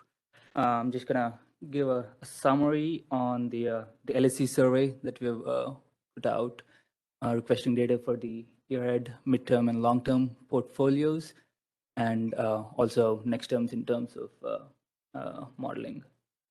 So next slide, please. All right, so like Ansel mentioned, we've had 21 LSCs respond to our survey. That's an estimated 70% of ISO balancing area load. So thank you for that response rate there. The graph here that shows our year-ahead data that we've received as part of the survey shows a comparison of the RA capacity that's shown in the year-ahead portfolio timeframe by resource type. You have generators, tie generators, and input ties shown as stacked bars by month. And the green line shows the estimated 2025 obligation that we have calculated using CEC's 2025 load forecast plus a weighted average PRM from 2024, just to get a sense of how much gap you're dealing with, to make the assumptions to get to a final 2025 portfolio for the year timeframe to do the assessment. So a couple of caveats here. The green line, it doesn't include any credits. So the line could be a little lower than that's shown here. But also the bars, they represent the RA capacity or the shown RA capacity from the LSCs who are mostly long on their obligations for 2025. So the gap might seem insignificant for those winter months because most of the LSCs that responded were long on their capacity. So those are some caveats there. The next slide, please. Hey, Nora. Hi, Lauren Carr from Cal CCA. I think you might have just clarified it, but the green line, is that the total obligation estimated or just the obligation for the 70% that responded? That's the total Okay. obligation, yes. Excluding the credits. So, all right, thanks for that question. So yeah, the next slide here, it details the methodology that we are thinking of to fill the remaining resources which make up the 30% load obligation that did not send in a survey response. So we start out with using 2025 load forecast from the CEC's most recent IPER, which is the 2023 IPER process. And then we determine a load forecast by each LSC for 2025 for each month by using the 2024 load share ratios of the monthly peak demand. And then we apply the 2024 PRM and the credits to calculate the final estimated adjusted obligation for each of the LSCs. And then the next step is to use the 2024 shown RA resources for those LSCs to count up to that estimated obligation that we have calculated in the previous step. Yeah, if necessary, we will have to assume like perfect capacity to fill in like any gaps that we see, so that on a portfolio level, I think we meet that obligation that we've calculated there. So, but I think based on a calculated guess, because the 2025 requirements are lower than the 2024 forecasts, we might not have to do that, take into that detail. But I think once we get into data, we'll know more if we have to make that assumption as well. That's mentioned in the last step. So I think once we have the resource portfolio from this step, we will combine it with the resource portfolio that we've received as part of the survey to create a complete 2025 year ahead portfolio to do the assessment. All right, next slide, please. Okay, so using the 2025 portfolio from the survey and based on the methodology that we've discussed for the LSC's survey response, we'll get to a resource level 2025 portfolio. And the plan here is to use the summer assessment model, which is posted online, which is public. It is a detailed zonal model. So we'll use that as the base model and update it with the resource portfolio that we've created and some reasonable input assumptions. So we use that as base model with relevant 2025 inputs, like the load source from the 2023 IPER solar and wind-based profiles, the source from the CPUC, and we create a stochastic variable out of these three different stochastic profiles based on these three different variables. All of the methodology is on high level is detailed in our summer assessment report. The model topology and the model description is all described in our summer assessment report. So please feel free to go through the report. But yeah, so as a starting point, we'll use the summer assessment model, make updates to it, reflect this year-ahead portfolio, because we're starting off with the focus on year-ahead timeframe, and going from there. So, and then yeah, we'll assume some average hydro conditions along with other relevant 2025 inputs. Then the plan is to draft a detailed input and assumptions document, which is based on this model. We'll run the model based on any 2025 inputs that I've just discussed, and share with the stakeholder community to get feedback. And like Aditya and Ansel mentioned, it's going to be an iterative process, and we start off with this set of draft input and assumptions and draft set of model results based on this portfolio, and then stakeholder it to get more, make it more refined, and then go through that several rounds of changing the inputs and then looking at the modeling results.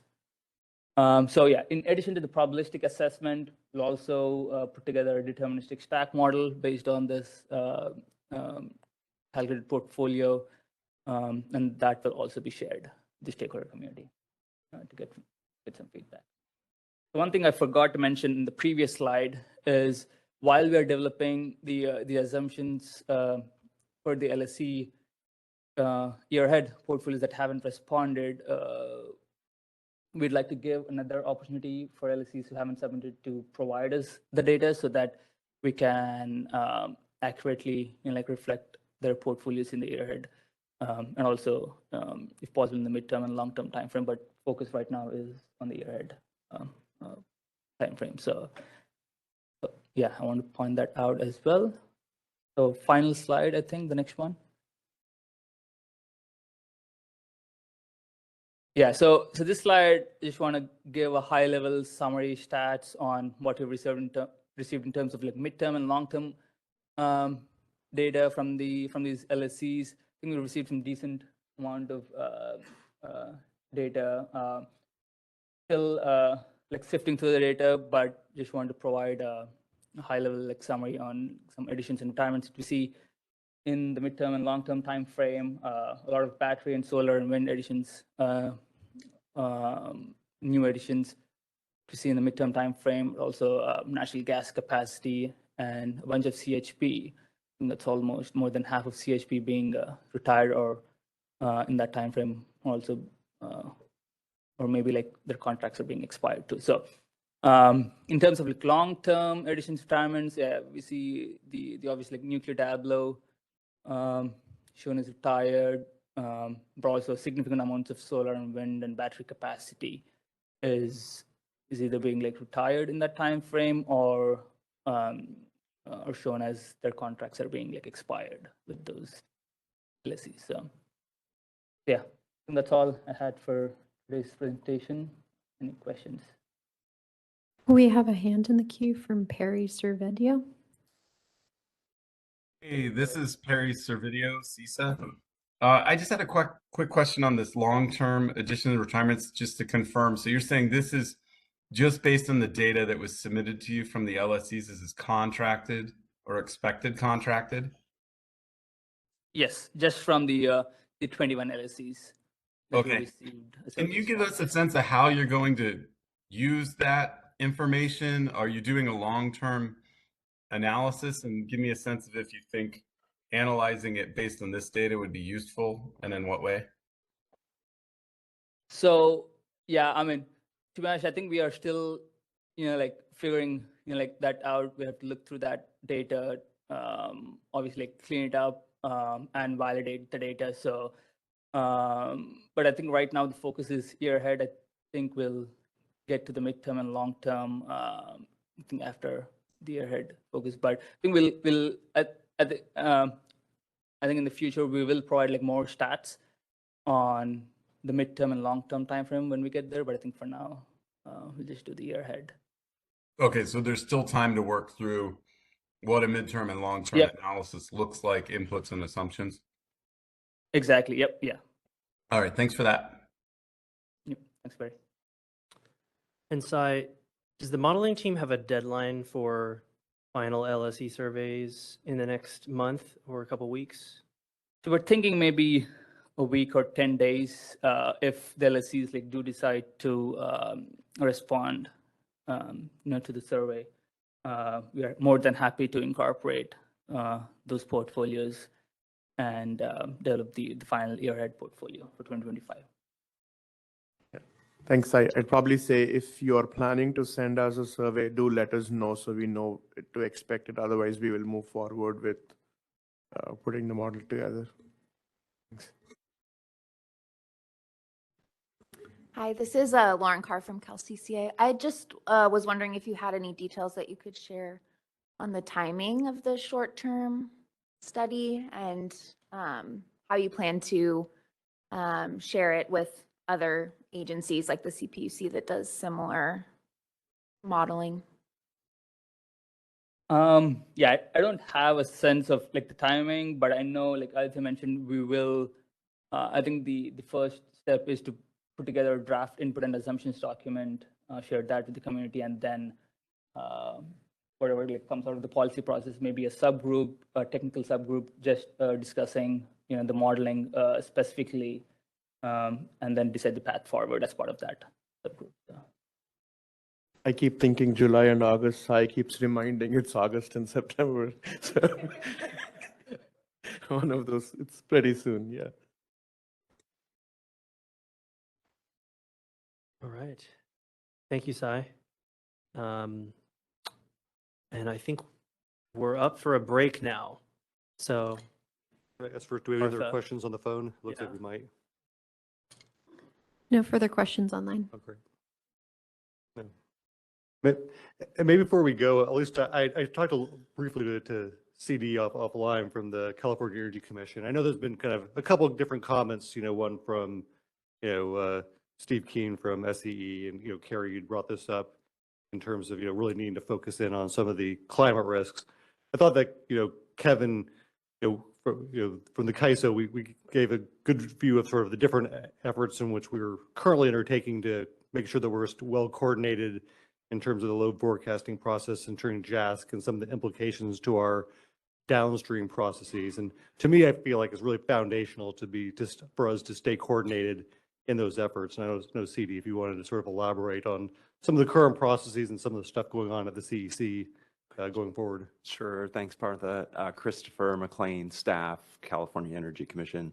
I thought Kevin did a good job mentioning the JASC and a lot of the background work that's happening. So the JASC has been long running, predates the MOU. From staff perspective at the commission, we are enjoying the efforts at sort of expanding collaboration under the new MOU. We feel like it's a bit of a new day, a lot of optimism there, and really look forward to a more open modeling process. We certainly see the value in having models that are out in the wild that can be picked up and tested. I think across lots of these venues, it's a real challenge to translate models from Plexos to Resolve to SurvM, that sort of thing. So the more people we get sort of looking at things like a quality inputs and assumptions document, get people on the same page, I think we can, you know, get to the place that Carrie suggests that we need to land at. And so if anybody is feeling like there's, you know, something that needs to happen at the Energy Commission side, please be in touch. I'm not in the forecasting department, and I'm technically not in the modeling department, but I sort of look at the system in a very holistic manner, and I have done a fair bit of modeling west-wide, so I think I've got some ideas about how we might approach this and maybe even help some of these models talk to each other. So please reach out if you'd like to push any ideas or share any thoughts. Thanks. Thanks, Chris. Really appreciate that. And sorry for interrupting the break. That's always a dangerous thing to try to do. So yeah, That was a very important topic. I know we're a little behind schedule. Should we have maybe a Well, 10-minute break or We 5? could do like a 5-minute break, returning at 10:51. Hi, everyone. Welcome back. We'll now be turning it over to Anya Gilbert to hear about Track 1 outage and substitution and availability and incentive mechanisms. All right, great. Well, thanks so much to everyone in the room and online for joining and for the working group's comments throughout this process. I think they've really kind of strengthened the direction that we're taking this track. Let's move to the next slide. So I'm hoping that you think of these overviews that we're providing today as really a preview of what we'll be discussing in the issue paper. And for those of you not familiar with the ISO's processes, the issue paper is where in the policy process, we outline the problem we're trying to solve and potential solutions, both their costs and potential benefits, to help get input on which solution we should pursue in future discussion paper, or excuse me, issue papers to move forward with. So let's start with our problem statement, which centers us on what problem in the policy phase we're looking to solve. I won't read this slide aloud, but simply want to highlight we didn't receive feedback on the problem statement, which is a great indication that the path forward for what we're trying to solve is solidified. But we will have the opportunity to comment on this after today's meeting, and there's a comment template available. Let's go ahead and move to the next slide. Some of the problem statement boils down to what are some of the key objectives we're looking to solve with the outage substitution and availability and incentive mechanisms track. For outage and substitution, we're looking to reduce inefficiencies associated with any held back capacity. We want to increase the incentives for to show all contracted capacity so that the ISO has operational visibility and can dispatch those resources if needed. And we also want to reduce any maintenance delays if substitute capacity isn't available. We've grouped in availability and performance incentives due to the very interrelated nature with outage and substitution. And our ultimate goal here is to strengthen the availability and performance incentives. For illustrative purposes only, I've highlighted average prices that have been quoted in the CPUC's 2022 RA report, as well as some marginal prices quoted by CalCCA, which directionally indicate that currently the RAIN price, both before the CPM soft offer cap was updated and after, so now RAIN's at 440, is not, does not incentivize replacement and can incent overstating capacity values. So this is some of what we're looking to achieve out of the Track 2 process. Let's go ahead and move to the next slide. Sure, go ahead. Carrie Bentley with the Western Power Trading Forum. Maybe I misread it, but is the intent of Track 2 to use RAIM to incent replacement? So, Raymond, do you want to take that, Bertha? Okay. I'll weigh in too. It is not necessarily to incent replacement. It is to incent making that capacity available. However, through the initiative process, I think it's warranted to have additional analysis into RAIM's performance, go back to the original goals that were set up in reliability services, which we worked on, and then also reassess our new goals needed for RAIM or some sort of new replacement for RAIM. I see. So I guess my takeaway there is that track 2, kind of the goal of track 2 is still undefined. And so in the working group process, we're going to still work through that, kind of the goals of RAIM improvement, period. That's all going to start with data analysis and kind of showing what does the performance look like, what should it look like. So. Thanks. It looks like you have some hand raised. Yeah, and at least if I were to add to that just a little bit, I do think that like Anya had it right on, at least in terms of it. But I think that like when we're where we're really starting from is like the analysis to date has really shown like for some of the purposes of RAIM that we saw challenges with sort of the current structure and given the results in terms of, various pieces, the availability and performance of resources, one, potential, aspect was, we have the opportunity at least to provide substitute capacity to avoid RAIM charges associated with forced outages. But then there's kind of like, to me, like almost the starting point is like, what is the design and what are the goals are and objectives? So like, to me, like at least I would think as a part of the initiative phase, there really would be a sort of an additional opportunity to look at the data analysis to recalibrate, hey, what should all your objectives be from an availability and performance standpoint, and how do we design mechanisms to achieve those objectives? And so to me, almost all those elements would still be on the table, but as Anya alluded to, we'd want to first ground it in sort of additional data analysis, and then get into, as you allude to, get a little bit more of the details about what really how can we really focus on redefining those goals from, the ISO's role in providing performance and availability incentives in the context of our program. Thanks, Partha. That's really helpful. I think that's where my confusion was, because I could see you doing the data analysis in 2 ways. One way is to say, is RAIM achieving its original objectives? And the other way is to say, is it achieving the objectives we actually want it to achieve now? And I'm almost thinking the latter sounds more useful, right? Like, who really cares why RAIM started up in the first place, different times, different resource mix? Like, is it actually working for what we want it to do now? Seems a more important question. And Christina, it looks like we've got another. We have a hand from Kathleen Colbert. Thank you. Kathleen Colbert from Vistra. First, Anya, thanks for going through this, and Partha, thanks for extra context.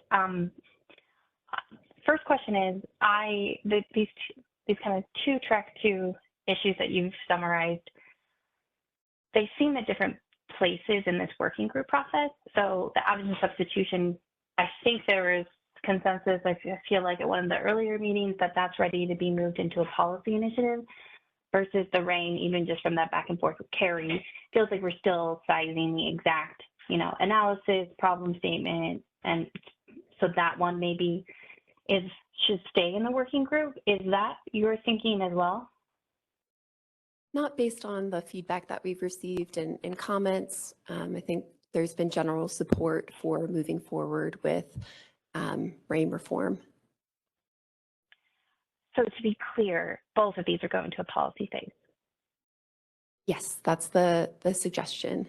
And what we're doing here is outlining the issues that will be in scope for the 3 tracks that are moving forward to policy development. That is incredibly helpful. So I just wanted to share one other thing with you that I'm struggling with, and I assume other stakeholders are struggling with this as well, is that in the policy roadmap process, RAIN is not in the existing and planned spreadsheet.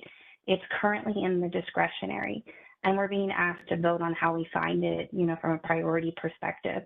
I really struggled with that one because I thought it was in scope. And I thought I was on the same page with you until I saw those spreadsheets. So I really appreciate the clarification that it is still in track 2. It is moving forward.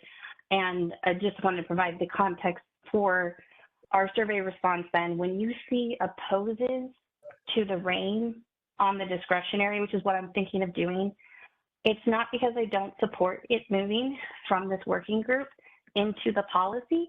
It's that I don't support a new standalone RAIN initiative. I like the way that you're doing this right now. Does that make sense? Okay, thanks for that context, Kathleen, in terms of what we'll expect to see in your survey response related to the stakeholder catalog. Yeah, I definitely support track 2 moving on with both scope items. So I just didn't want you to get confused, and I did want to confirm it is still moving forward. So thanks for that. Thanks, Kathleen. Lauren? Yeah, this is Lauren Carr from CalCCA. I just wanted to offer an observation about what you shared and walked through on the last slide with regards to strengthening the availability and performance incentives. I think one thing that we are noticing is that one of the reasons why the availability incentives aren't as strong now is that they're tied to price and the RA price, and that works fine when like the RAIN price is above where market prices are at for RA, but now that we're in a different situation where it's way below what the market prices are, that incentive really isn't as strong. And so just want to offer that an incentive mechanism that's tied more to the quantity like UCAP would be could be more effective because it isn't tied to a price that is really dependent on market prices and how they change, and that impacts how strong the availability incentive is. So just wanted to offer that. I appreciate that. We want this incentive mechanism to work, whether, RAIM is, or whether the incentive mechanism is far below or above, or despite what RA is trading for. So thank you. Harry, I see your hand is still up. Did you have another question? Nope, it's just up from before. Sorry about that. No worries. No further questions online. Okay, great. Well, again, this section is outlining the path forward for, a track we have to start an initiative related to outage and substitution and the ISO's availability and incentive mechanism. This slide reviews stakeholder feedback that we've received from our last working group meeting on this topic. There have been requests for analysis to look at the outage rates, the drivers of those forced outage rates, and the reliability implications of forced outages as it can eat into the PRM. We received numerous requests to look at the outage definitions in terms of if the current outage types are sufficient, and to really delineate between required maintenance versus imminent outage. There were also a category of feedback that I'll refer to as just general design changes that were recommended for outage and substitution. Middle River suggested a planned outage buffer. So based on this planned outage buffer, the ISO would either approve or deny outages based on that said buffer. There was a request to update our showing granularity to move to year ahead showings with monthly true-up between the ISO and suppliers. This also assumed that resources that were not yet COD but could be shown in the year ahead process. We also received a few different recommendations for an outage pool. MRP provided their specifics as far as what this outage pool could look like, with it being voluntary, that it could be based on an administratively set price, that the SC providing that capacity would have the first right of refusal. And we also received a recommendation from Cal Advocates to simply roll back the 2021 POSO reforms. ISO has also received requests for transparency The ISO, as we've discussed, would like greater transparency into shown RA. And we've also heard feedback from stakeholders in terms of what is available capacity for substitution.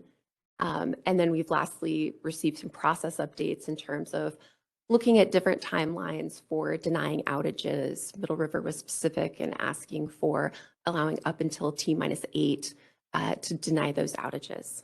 Next slide.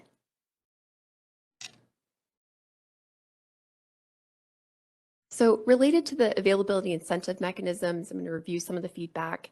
The analysis requested is really to look at the effectiveness of the various attributes of the current design, and our market analysis team is currently working to develop analysis that would go into the issue paper, looking at different ways to look at RAIM's effectiveness for certain days, hours, when the grid is stressed, et cetera. We also receive requests to look at RAIM's objectives. If, just as Carrie was outlining, is it really warranted to go back and look at the original goals from RSI, or should we re-examine what those goals are?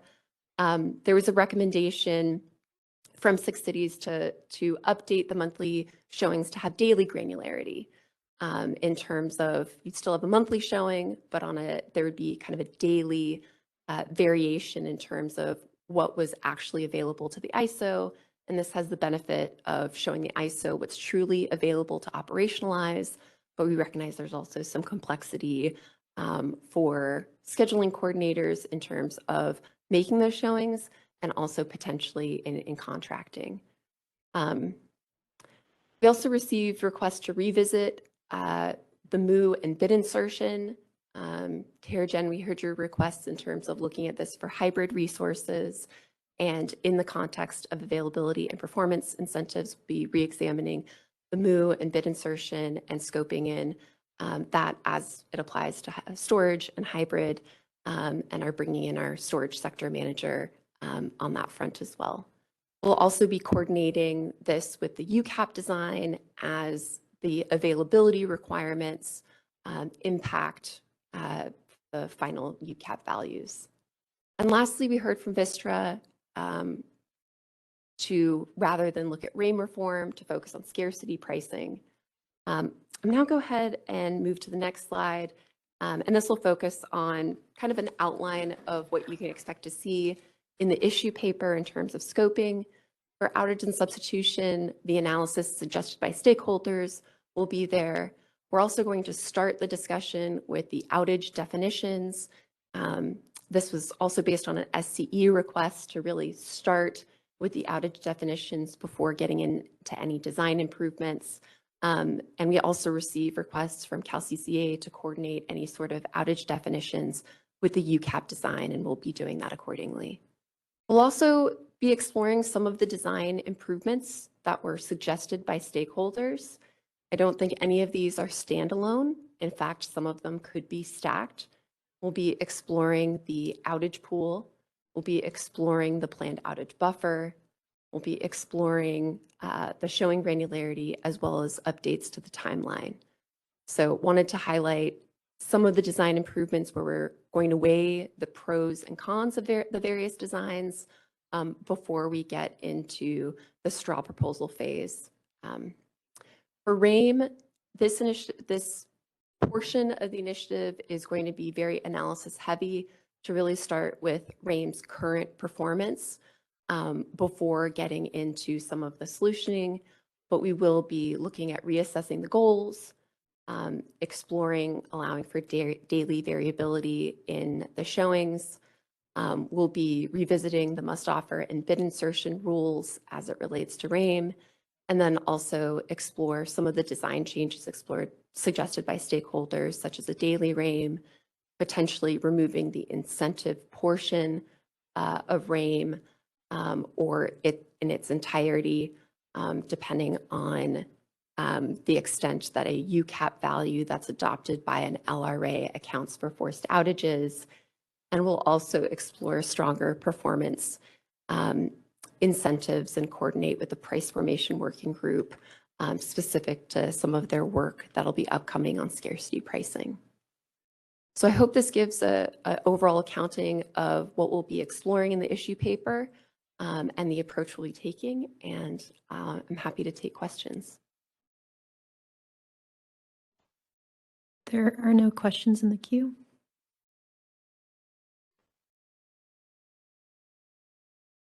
All right, well, we're making up for some lost time. Thanks so much. Again, looking forward to working with folks on track 2. And I'll turn things over to Hillary for backstop reform.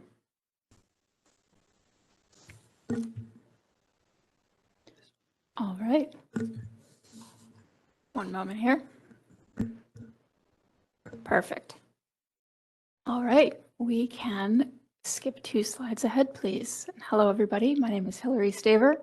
I am a member of the policy development team here, and I'm going to be walking through the last of the 3 policy tracks that we're going to cover today. As Partha mentioned at the beginning here, we are talking in this track about 2 bundles of issues that we have previously discussed under track 3 of the working group around broader backstop reform and the capacity procurement mechanism, as well as issues that we have discussed in track 4, which has been more narrowly focused on specifically longer term discussion about alternatives and options for curing identified shortfalls related to the EDAM, the extended day ahead market resource sufficiency evaluation. So thank you, all of you, for the feedback that you provided since we had our discussion of those issues on April 29th. And as we went back and looked through that, one of the reason that we decided to talk about these 2 bundles of issues together is partly because they both have a strong theme of making sure that we have the processes and the mechanisms in place that are best suited to find the backstop capacity that we need when we need it. And so in order to take advantage of the overlap between these issues, we've decided to talk about them together. And in light of that, what you have here first is our problem statements. So these are the statements you've seen before in tracks 3 and 4. The first, the ISO lacks visibility into the contract and availability status of resources not shown as RA, which could prevent the ISO from efficiently and reliably running the current CPM processes, capacity procurement mechanism processes. Some stakeholders have noted that they lack sufficient visibility, conversely, into the ISO's current CPM decision-making process. In the current tight RA market, the ISO's capacity procurement mechanism may not be producing all of its intended results. We'll talk a little bit more specifically about that in a minute, particularly given the frequent lack of bids into the competitive solicitation process, which, as you know, is the process by which we find backstop capacity to designate through the capacity procurement mechanism process. Grid reliability needs are evolving. There may be some benefit to evolving the CPM process to obtain specific attributes that are relevant to reliability planning in the future that were not as relevant in the past.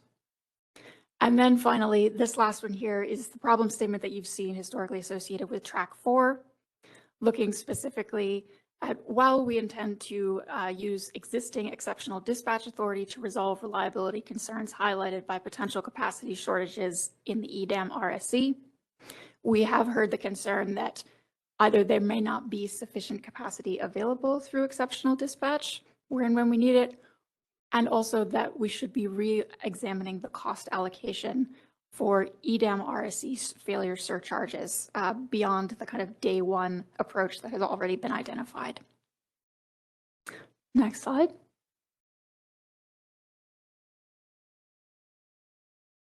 So in light of that, and taking into account the feedback that we've received, what we're looking at in this track 3 policy track going forward is 3 main objectives.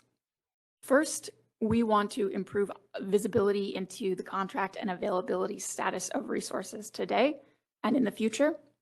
And that will be useful information to inform both how we run our current processes and the conversation about how we might want to reform those processes going forward. Second is to evaluate alternative designs that might help us more efficiently and reliably obtain that backstop capacity. That might involve looking at the pattern of bids into the CSP, how that has dropped off over time, and figuring out ways to address that, and also potentially redefining that product to whatever extent is needed. And then finally, looking in the longer term at potential additional options for curing EDEM RSC failures, identified shortfalls in the CAISO balancing authority area specifically. Next slide.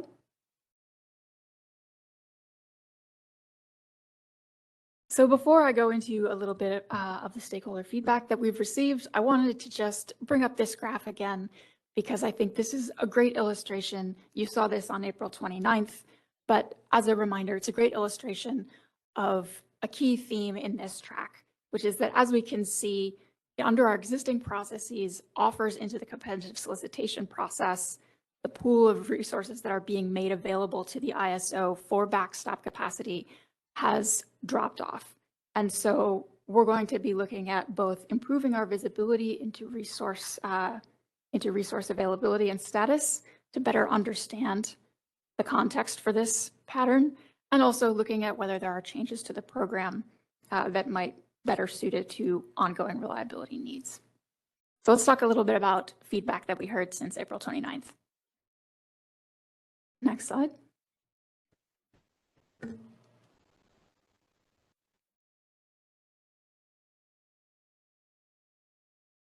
So our first major theme here is visibility. And that falls in two major areas. First is visibility into resource status. We heard this from several stakeholders that there is interest in better transparency around where resources are being committed so that we can have a better understanding of the status of the capacity fleet overall in the CAISO balancing authority area. So we heard specifically about resources that are being contracted for reliability services potentially outside the CAISO BAA. Other major potential areas where resources could be being committed are being held back for substitution, or potentially in any given month being on outage for all or part of the month. So this was a major theme. We also heard continuing ongoing interest in more discussion about the CAISO's existing backstop procurement processes and decision-making. Next slide. And then we have the structure of the soft offer cap. This is the area that we received the most feedback on. And as you all know, the soft offer cap is the price made available based on going forward costs of a designated resource to resources that receive a CPM designation. It was updated just this month to the new rate of $7.34 per kilowatt month due to the outcome of a previous initiative process that was approved by FERC this spring. So we got a lot of feedback on the extent to which the current methodology and level for the soft offer cap is playing the role it was designed to play, is achieving that goal, and also in some cases whether the role of the soft offer cap itself should change as the landscape changes. And so the way we have it organized here, just for a little bit of an overview, is kind of left to right, increasing magnitude of policy change from on the left, do nothing. The current soft offer cap is designed and functioning as intended, and nothing further is needed here. Through the middle, we've got some incremental changes related to feedback on maybe tying the soft offer cap to a different resource or making it more granular to reflect temporal changes in going forward costs that it is based on. Two, on the far right, we have some stakeholders who, reflecting on the changing, the very high bilateral market prices, the changing nature of reliability in the West, have proposed that maybe it's time to change the methodology itself and bring in an opportunity cost adder to reflect the value that those resources might be capturing elsewhere in the market if they were not receiving a CPM designation. So we appreciate that there are a lot of different positions on this. We appreciate the extent of the feedback. And this is something that we are expecting to have a very comprehensive and rigorous conversation around as we begin to move into the policy initiative process. Next slide. And then finally, additional issues that we received feedback on. We appreciate that there are a number of areas where stakeholders are interested in questions and discussion around specific categories of resources. So we saw that graph earlier this morning from Carrie showing just how much the storage fleet has grown over the past few years. And so we do hear the feedback that it may be helpful to develop some more fleshed out rules around storage in relation to the CPM program. We received feedback on energy only resources, the fact that there are an increasing volume of energy only resources on the system, and how should we be thinking about the impact that they have on reliability and how they should potentially play into this backstop conversation. Recall that we received a presentation at the past meeting on April 29th, talking about how to incorporate resources that have their COD before the CPM compliance month. And we also heard feedback on credited DR resources and how those are treated at the ISO in relation to their treatment in some LRA programs. We got feedback on the idea of backstopping to a specific loss of load expectation standard. And this is not something that the ISO has proposed, but we do see that some stakeholders are in support of it. And we also heard a lot of feedback raising concerns about it. So this is something that I think the upcoming initiative will provide a forum for further discussion as that's needed. And then finally, looking at the EDMR, the resource efficiency evaluation specifically, those two main topics. In the long term, are there alternatives, be they existing products we haven't identified or the development of completely new products that could provide an effective solution to curing RSC shortfalls where and when they are identified, and also revisiting the cost allocation of RSC failure surcharges beyond the day one solution that's already been identified. So we have a wide range of issues that have been broached in these two tracks. We appreciate the feedback on the April 29th discussion and in writing. And taking all that into account, if we go to the next slide here, what we're looking at then is moving into the policy process. We are envisioning three main areas that will be looked at. You can think of these a little bit as sub-tracks, and they will be proceeding in parallel, but potentially at different paces, depending on what is needed as the discussion proceeds. So on the left, the first one, in a similar pattern to what you've heard in some of these earlier tracks, is going to be focused on visibility and analysis. Thinking about what can we do along the axis of improving visibility into resource status so that we can have a more comprehensive understanding of the status of available capacity, what is changing, what patterns are emerging, and what implications might this have for the design of our backstop programs going forward. This is also going to be a forum where we can have additional discussion to the extent that this is helpful about the ISO's existing backstop processes. And one of the things that may help do is inform the next two subtracks. So the second one is going to be on capacity procurement mechanism reform. This is where we will take that whole stable of ideas and proposals around what we can do with the capacity procurement mechanism program to potentially refine it or reform it to make sure that as the reliability landscape evolves, it is best suited to making sure that the ISO can find the backstop capacity it needs when it needs it. And then finally, on the far right there, the former track 4 issues, talking in the long term about potential alternatives to address RSC shortfalls and also revisiting the cost allocation mechanism. So as with the other tracks, as we move into the policy initiative process, the first step there will be an issue paper. And we look forward to what we expect to be a very rigorous discussion in this initiative going forward. That's what I've got. I'll pause for questions.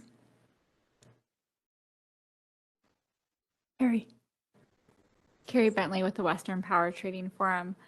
You talked about two pieces that I didn't actually see on this slide or the other one, the demand response counting issue, and then the COD post RA deadline issue.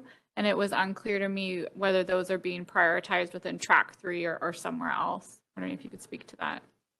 Thank you. I appreciate that. I should have made that clear. Those would be included in that middle track there around CPM reform.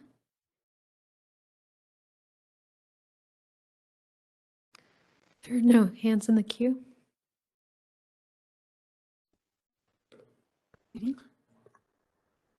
Christopher McLean, California Energy Commission staff. Thanks for the presentation, Hillary. On slide 33, the first sub-bullet there, I took this as, so it's a stakeholder feedback slide. Did CAISO interpret reliability services outside of the CAISO BAA to include CAISO's procurement of a frequency response obligation? And then if not, I think there's some interest in, to the extent we're going through RA reforms and there's some overlap between RA resources and AS certified capacity, to the extent we're able to demonstrate that we're getting the capacity we need internally and they're carrying the sorts of services we want, is there an opportunity to perhaps forego procurement of frequency response obligation outside?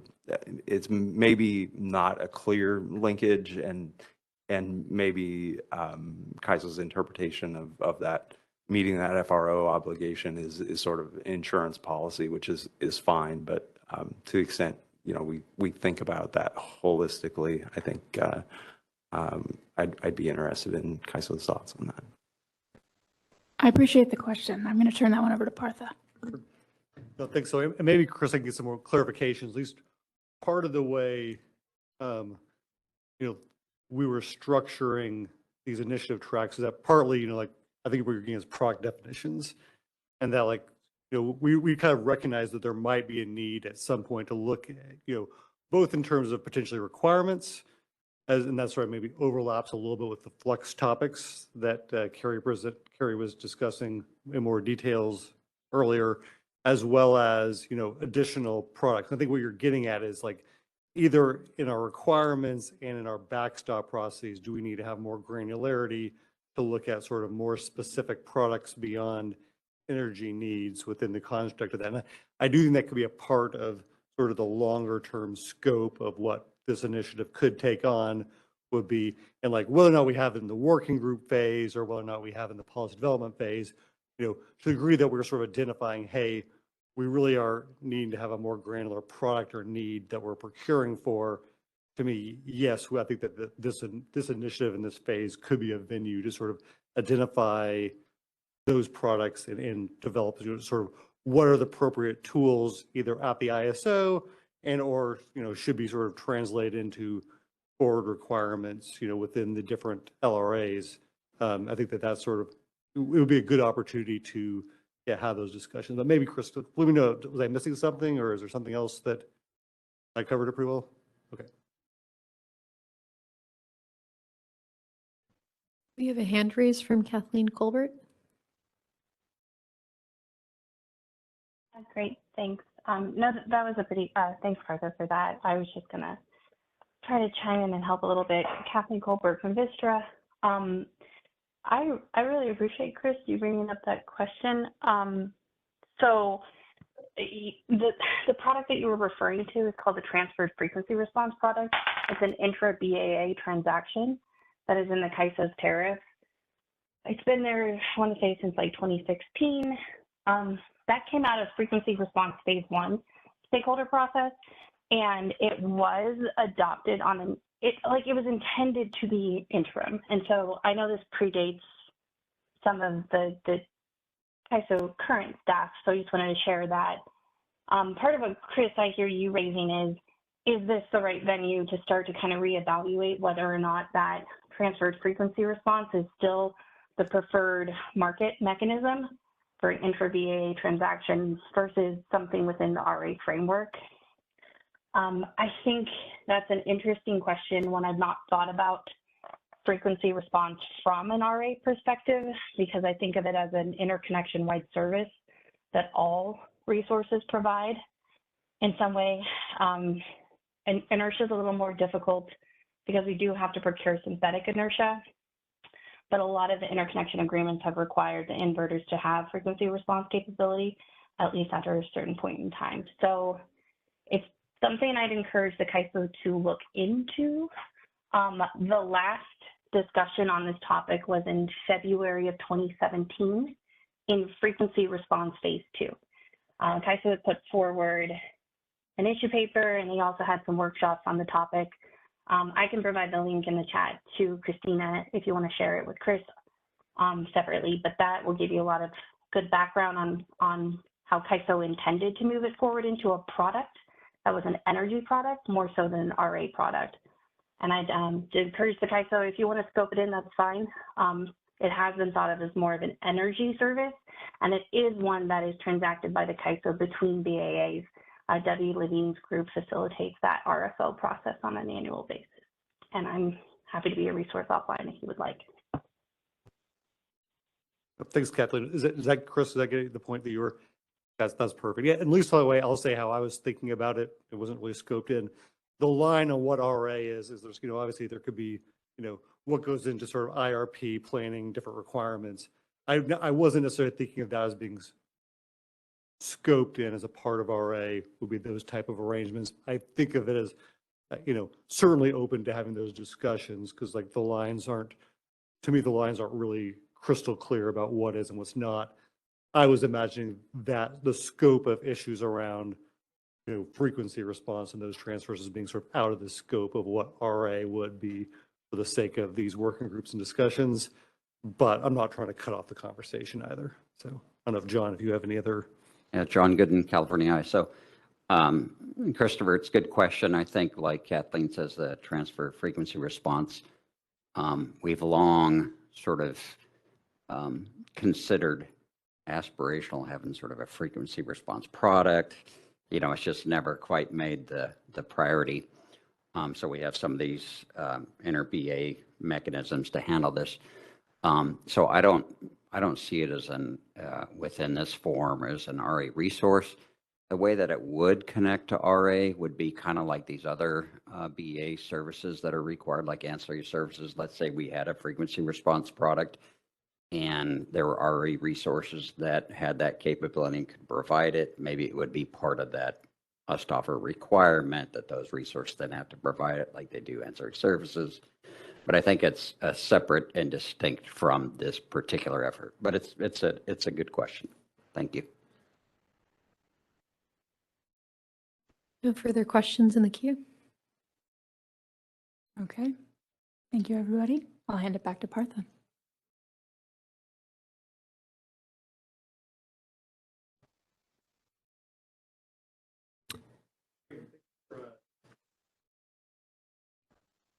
No, thank you, Hillary. Really appreciate that. And yeah, thank you for the questions. Well, we are suddenly back, we're back at least on schedule, if not ahead of schedule. So yeah, so at least in terms of sort of the last set, at least as we allude to at the start of the meeting. Same menu. Already I've moved on to lunch apparently.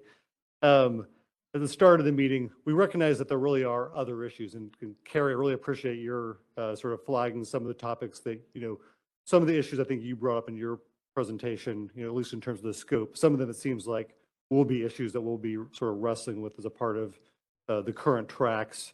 I think the third bullet, at least in terms of your proposed priorities, might be something that we'd be looking to have sort of further discussions on in terms of the working group process, in terms of, I think that really you're sort of scoping maybe an additional enhancement to our current CPM. It might be additional enhancement to our RMR authorities in terms of those longer term processes. But I think that kind of holistically, we were sort of looking to have, we kind of recognize that we're going to be sort of in parallel to our current 3 tracks, continue to having working group discussions on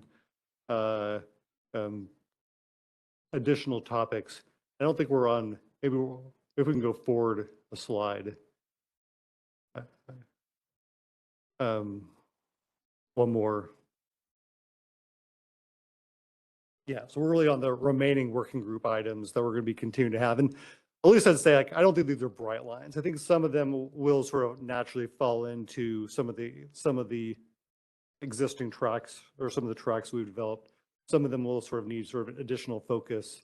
If we go one more slide forward, please. But yeah, like particularly, I think we had a decent amount of feedback on, and we're getting into some of the specifics in the next slides on some sort of remaining deliverability related topics that stakeholders really wanted to focus in on, where the way I would describe it is further easing the burden from a deliverability standpoint is I think how those stakeholders would view it. And then I think, as we just kind of alluded to before, there's probably at least further discussion in terms of some of the refinements and products that refinements to the product definitions and refinements to the requirements that some folks want to have. And like we've already had like at least a little bit of discussion on the Flex RA, what additional analysis might be needed in order to sort of come to starting a policy discussion really around whether or not we are sort of eliminating Flex RA as a requirement, or if we are enhancing Flex RA in some manner to better address operational needs from the grid. And then I think that, at least from the stakeholder feedback, at least I want to recognize it, that folks here are sort of keenly aware that the slice a day is going to be going into sort of its binding phase for 2025, and that we've had a really good, robust process working with stakeholders where I really want to appreciate, Ansel, your work, along with Abdul, Christy, and the whole RA team, as well as stakeholders, in terms of like how do we assure that that for 2025 we have an effective process for go live. That works. That works with our current systems and tools. But I think stakeholders were wanting us to basically make sure that we're continuing to engage in understanding what the how that program is sort of working in practice, how it's working alongside our program design, and to have sort of a continued process to allow for feedback and monitoring going forward. And so I think we're committed to doing that as a part of the working group process, is to we're partnering obviously with the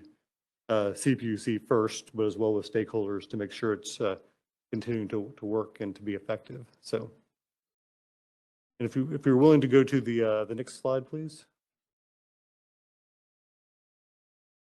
And so the next two slides, and I'm not gonna go through each one of these, but I'm really gonna give this more as an opportunity for the stakeholders who propose this to feel free to raise their hand and to provide sort of comments and feedback.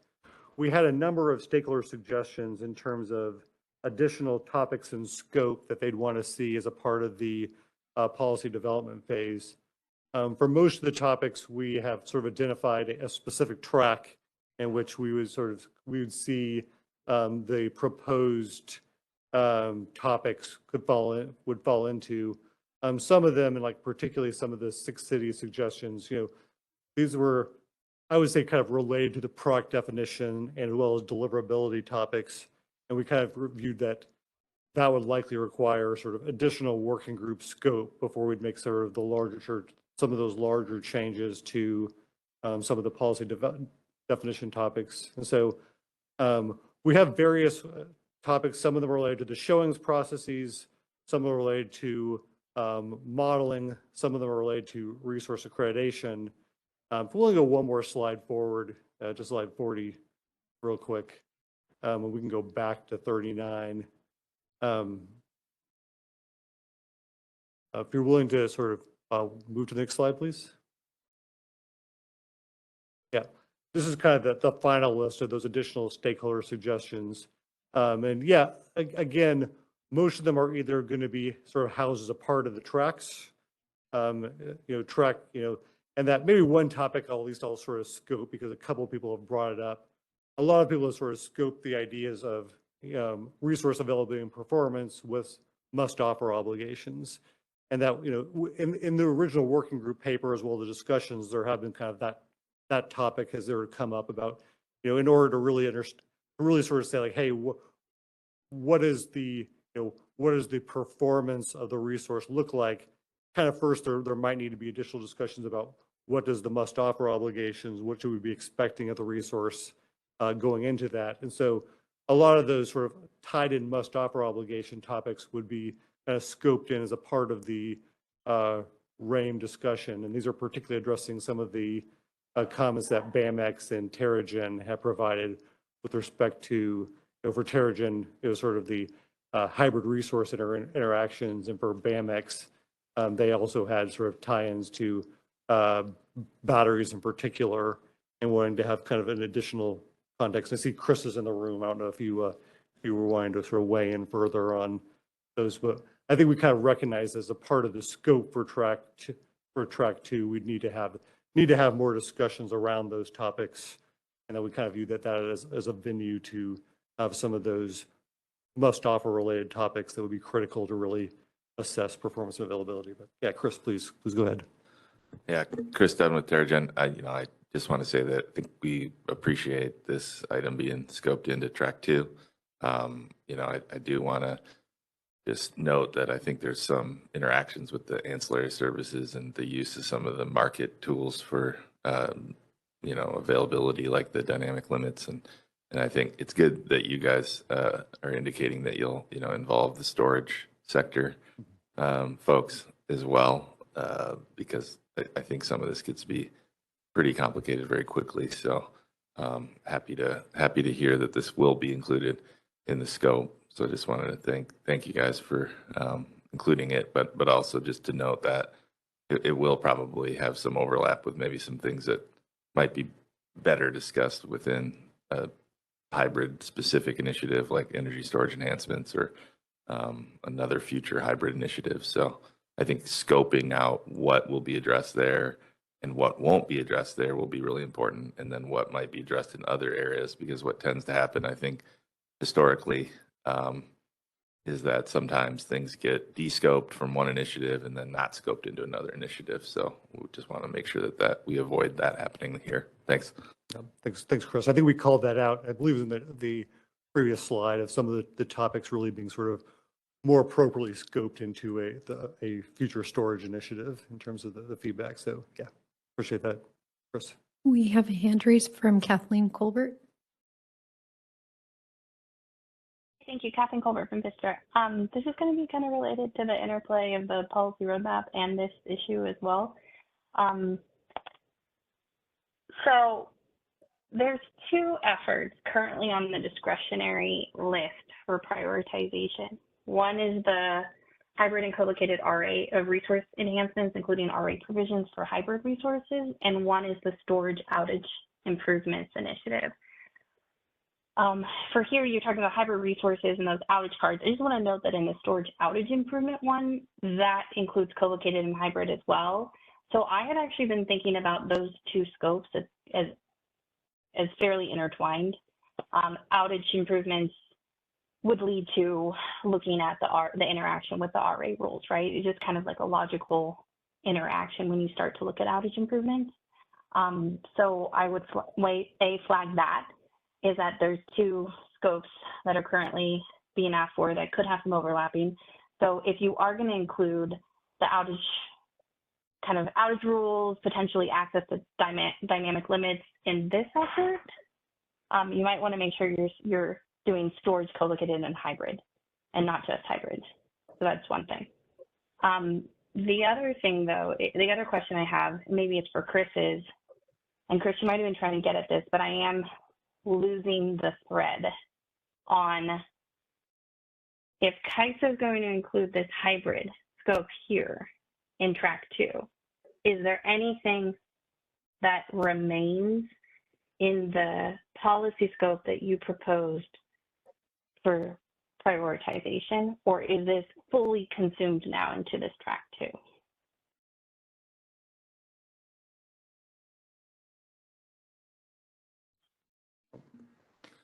I'll chime in from my perspective. This is Chris from Terrigen. I mean, I think we would hope that this is addressed in this initiative and not scoped as a discretionary initiative to be prioritized. These things need to be addressed sooner rather than later. So I would push very strongly for CAISO to address all hybrid related RA issues here within this initiative in track 2. And Partha, do you share the same view? Or is that what you're saying that you're going to do? And this matters because we only get like a couple votes in the policy process, right? So I'm trying not to take up a ton of time, but it's incredibly important because if it is in scope here, then we should not prioritize the discretionary item because it would be a vote that's lost. Does that make sense? No, what you're saying makes sense. I wish I could give you a good answer on the spot here. I don't yet have it figured out yet. I probably need to go back and talk to Sergio and the team working on the various storage initiative processes. I certainly see the importance from the RA standpoint of, when we're having the discussions around, particularly about availability and performance, wanting to sort of, at least the high level description I'd give is that you'd want to make sure that when you're providing those either sort of penalties or incentives or, it really want to be sort of tied in with what the expectations should have been for what your resource can do and what the performance should look like. And so like part of the discussion would need to be, do we really have that tuned in the right manner in order to sort of assess, when any sort of either availability or performance charges, would need to be sort of scoped in here. There probably are lots of other overlaps to different processes within the ISO where storage would come in as well. And so I don't know if I can commit. Yeah, well, the reason that, just to clarify, because I'm kind of getting the sense you haven't reviewed the scope request that we've submitted into the policy process. So just for clarity, the storage outage improvement is a storage co-located and hybrid outage scope because the CAISO's tariff does not include forced outage reporting requirements today for storage co-located and hybrid resources. So that is a gap that creates inconsistent outage reporting and is in fact a reliability issue. So similar to how Chris used this as non-discretionary, I view the fact that there's an outage gap in the tariff as non-discretionary as well. And I have been advocating for CAISO to pick that up in a policy process because I didn't think outage rules at this level were included in scope of the RA working group transparently. So I'm just looking for a little bit of guidance between now and beginning of next week on if outage rules for storage co-located and hybrid are in scope of track 2 or not, so that we can provide our prioritization feedback. It's due on Wednesday, the 26th, in a way that actually, is productive in making sure that these issues for storage co-located and hybrid are tackled, regardless of where you tackle them, that they are tackled. And so I just want to make sure that we are providing the right policy roadmap response unless you have it in scope here. And if that's something you can provide clarity on by beginning of next week, then we can all provide our responses accordingly. No, thanks, Kathleen. Let me take it offline. I know that there certainly are operationals, legal, and a bunch of other implications associated with your question. I don't want to sort of imply that this is just an RA only topic because there certainly are requirements to date for storage and hybrid resources from an outage standpoint. So I don't want to answer incorrectly. But that's actually the crux of my policy scope proposal I've submitted, and I provide all the citations for the tariff, and I promise you they're not. And that is what is so concerning from a market participant perspective, because while I believe it's good utility practice, so of course, yes, we're reporting our outages because that's good utility practice, but there are no outage requirements, forced outage requirements in the tariff. I have the citations. I even included them in my slide deck because every time the CAISO says to me something like that, I get more concerned that you don't know that there's this gap. So I provide the citations in the scope request. As you know, and I've mentioned this multiple times, we're not going to be able to support UTAP, whether it's the LRA or a default, until you actually require outage reporting for storage, co-located, and hybrid resources. So our ability to support policy changes to move to an unforced capacity process is dependent on us curing this tariff gap, as well as looking at right now there are things that are in outages that need to be incorporated in the market model. That's being handled as energy storage modeling enhancements, but the outage reporting gap does need to get picked up somewhere. So at this point in time, we still plan to say that that's one of our highest priorities, because without that, we can't support UCAP. Without consistent outage reporting, you can't apply UCAP. And if you don't have an outage rule, you can't have consistent outage reporting. So I'm kind of between a rock and a hard place where it's unclear to me if track 2 is going to be picking up these outage issues for storage, co-located hybrids, or only hybrids. And we should continue to push for you to cure the entire gap in the policy roadmap, or if you're going to commit to tackling it here. And if you could take that offline and provide some guidance, we'd be very appreciative. No, thanks, Kathleen. Your question makes sense, and yeah, we'll go back and at least I'll go back and read through your previous comments in the policy roadmap, and yeah, we'll circle back. But yeah, thank you. Appreciate it. We also have Dan Williams in the queue. Bartha, it's Dan Williams from the Energy Authority. Can you hear me okay? Yep. Great. This is probably a bit of an unfair question, but I have to ask it anyway, just because of kind of timing issues. So with the stakeholder catalog process. So in the CPUC's revised proposed decision that came out yesterday on the R8 slice a day track 1 proposal, they proposed to allow off-peak only RA imports for slice a day for Q3 2025, the SoCal Edison proposal, I think it was, and mentioned in there, and I think SoCal Edison also mentioned that there's a potential that could be expanded, but would need some work from the CAISO in order to sort of have all the procedures, policies in place to accept that off-peak only RA imports into the sort of broader RA framework. Is that something CAISO could see as being in scope in this effort? Is it something we would need to discuss in this effort? Or is that something that would have to sort of be rushed into either this year's catalog process or potentially have to wait all the way until the next cycle of the catalog process?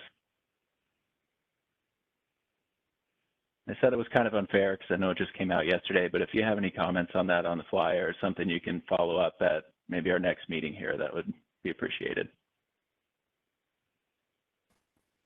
I'd look for others. I don't have feedback on the fly. That's probably something I can take back as well and follow up with you, Dan. But it's a good question. Yeah, that sounds good. And also, pending final decision when that comes out. But just figured I'd ask since we were talking through kind of the broad scope items here. Yeah, I apologize, Dan. I probably was just slow following. I think I was going down the wrong track. Could you restate your question again? Yeah, no problem. It's been a long but fruitful morning here for all of us. So a revised proposed decision came out yesterday, and in that revised decision, it was proposed to accept the SCE proposal for off-peak only RA imports to be countable for slice of day compliance, specifically for Q3 2025. And there's some comments in there around CAISO's ability to facilitate that, I guess, is an easy way of saying it. And so the question was just whether it's for Q3 2025 or whether there's a need to expand that sort of hourly ability to meet slice a day requirements, especially during off-peak, using RA imports. Is that something that would fit within the scope that we're looking at here, or is that something that you would expect would need to get submitted into the policy catalog and sort of run through that process at this point? Yeah. And maybe I could turn to my colleagues if they wanted to weigh in, and maybe I'll just ask you back, Dan, is there something specific, at least in terms of the, how you read it, was there something specific that the CAISO is being called out on in terms of how it would need to change?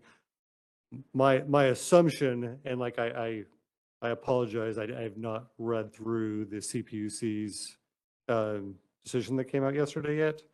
Was there something specific that you sort of saw, this is the CAISO's, this is what CAISO would have to change in terms of our role to meet that? My understanding sort of going into it with the scope that the SEC was looking for was something that would really affect the CPUC's processes, but not necessarily change anything that the ISO would need to do. And so that was sort of my expectation based on the feedback I had had to date. So it was more of a surprise. I was wondering, like, before I took it back, Dan, was there anything specifically in terms of the decision that would that you viewed the CAISO would need to take on a role, because it would materially change the way our processes work, like either from a mix standpoint and from a MIC or deliverability, or from a just an RA showings process standpoint. Because I was viewing this as, that was more of a showing, being able to show. The last I sort of remember is more about the ability for off-peak energy and the ability to show capacity from the same interconnection point from multiple resources, but that would not necessarily be affecting, because it was just in the CPUC's program and it was just off-peak, it would not necessarily be affecting any of our existing processes. But yeah, maybe I'm Yeah, just I asking, think it was without trying to drill down too far here. I think it was that last piece around the RA showings and the must offer. I think there was a piece linked in as well to MIC and the on-peak, off-peak nature of maybe holding rights at a branch group off-peak but not on-peak. But I don't want to overstate that. It's just in CAISO's responses in the last round of PD comments, CAISO had pushed back on the SCE proposal. So kind of the assumption was that, you know, more work needed to be done on the CAISO side eventually if this was to become sort of a long-standing thing. So I feel like I'm taking up more time here than needed to be.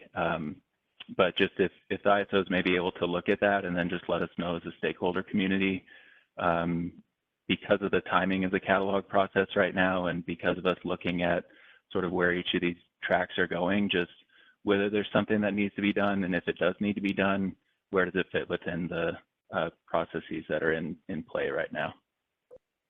Yep. And again, any of my colleagues want to weigh in who might have read through in more detail. My own take, maybe from a process standpoint, is I don't think that this fits in any of the tracks. Like if there is something material that changes a part of the rulemaking that we would need to take on, I would think that we'd probably want to take it on quicker and to make sure it's implementable. I don't think that there is anything from how I currently, from my previous discussions, that would materially affect what our existing processes would look like. But I don't think of it as something that would be scoped as a part of the 3 tracks. It'd be something that we'd want to make sure that, you know, we probably want to take quicker action if there is anything material that we need to do to change. But I don't know, Abdul, you've been part of some of the conversations. Yeah, this is Abdul. I think the discussions, you know, clarifying discussions we had with SCE and the PUC, I think the key thing is the CAISO would not be part of this or involved in this off-peak hour showing, because you know, as you know, we're a peak-based, you know, the RA process at the CAISO is still a peak-based, single kind of daily, single-hour kind of process. So an off-peak only product or an hourly showing is not something we are involved in right now, at least. So I think that the clarification that was needed, that was, you know, this is just an SCE proposing a process change for the slice of day showings at the PUC only.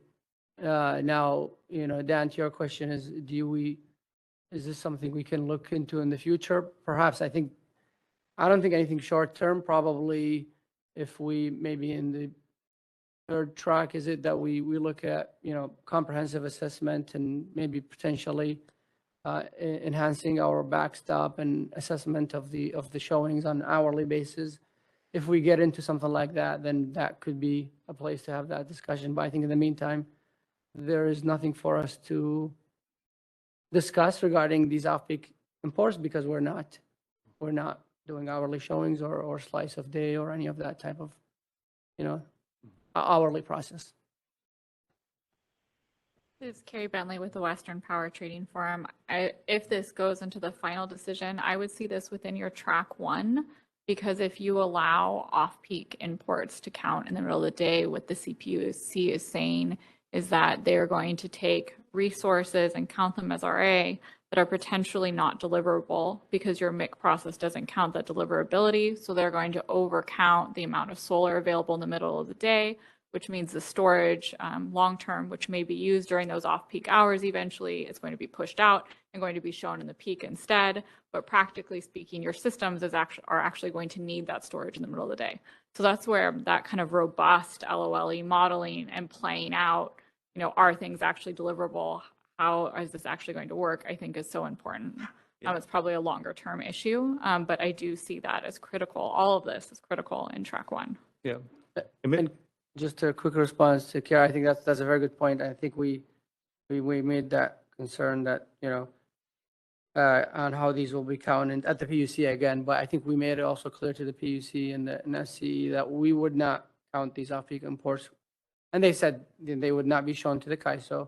CAISO would not count them. So, that inflated system capacity would not happen in our case, in our RA assessment, but that, the concern with counting these off-peak imports, using MIC for some of the MIC for peak and some of it for off-peak. I think we made those concerns to the PUC in our discussions with them.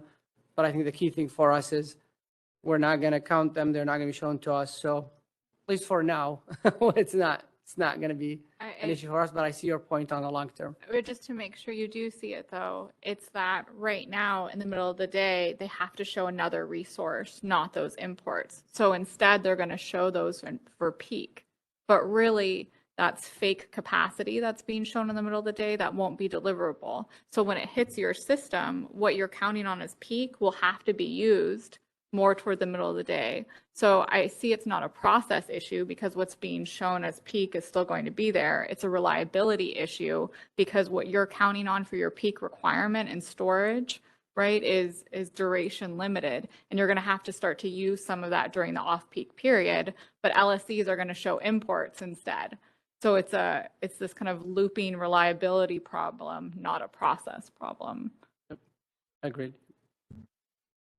That makes sense. Yeah, thanks, Dan. We can follow up. And yeah, thank you all. And apologies to the 100 folks that I've kept from lunch with that question. But we'll just look for follow-up in the future. Thank you. Yeah, that's important. I at least you're reminding me the ruling came out yesterday. I hadn't followed up fully with our internal staff. We haven't done we've been engaged in the process. I think our feedback to the SCE's proposal originally was more of just wanting clarification and understanding about how it impact our processes and systems. I don't want to sort of give a holistic answer because we haven't had that full internal conversation about it. But my initial take was likely that we were likely comfortable with sort of where the PUC landed on that, and didn't think that from a 2025 implementation standpoint that there was any sort of significant concerns. But yeah, we wanted to make sure that we followed up internally before we gave a full answer, Dan. But yeah, thanks for the question. And yeah, I see Kathleen, you have your hand raised. I think that might have been from earlier, but I'm just going to double check. Up, it's down. No further hands in the queue or in the audience. So that brings us to our next slide. One more slide forward, please. As far as next steps, we'd like to remind everyone that written comments for today's working group, along with feedback regarding The revised discussion and draft recommendations paper are submitted by Tuesday, July 2nd through the ISO commenting tool using the link located on the working group webpage. And with that, we thank you very much for joining today's discussion. Thank you and have a wonderful rest of your day.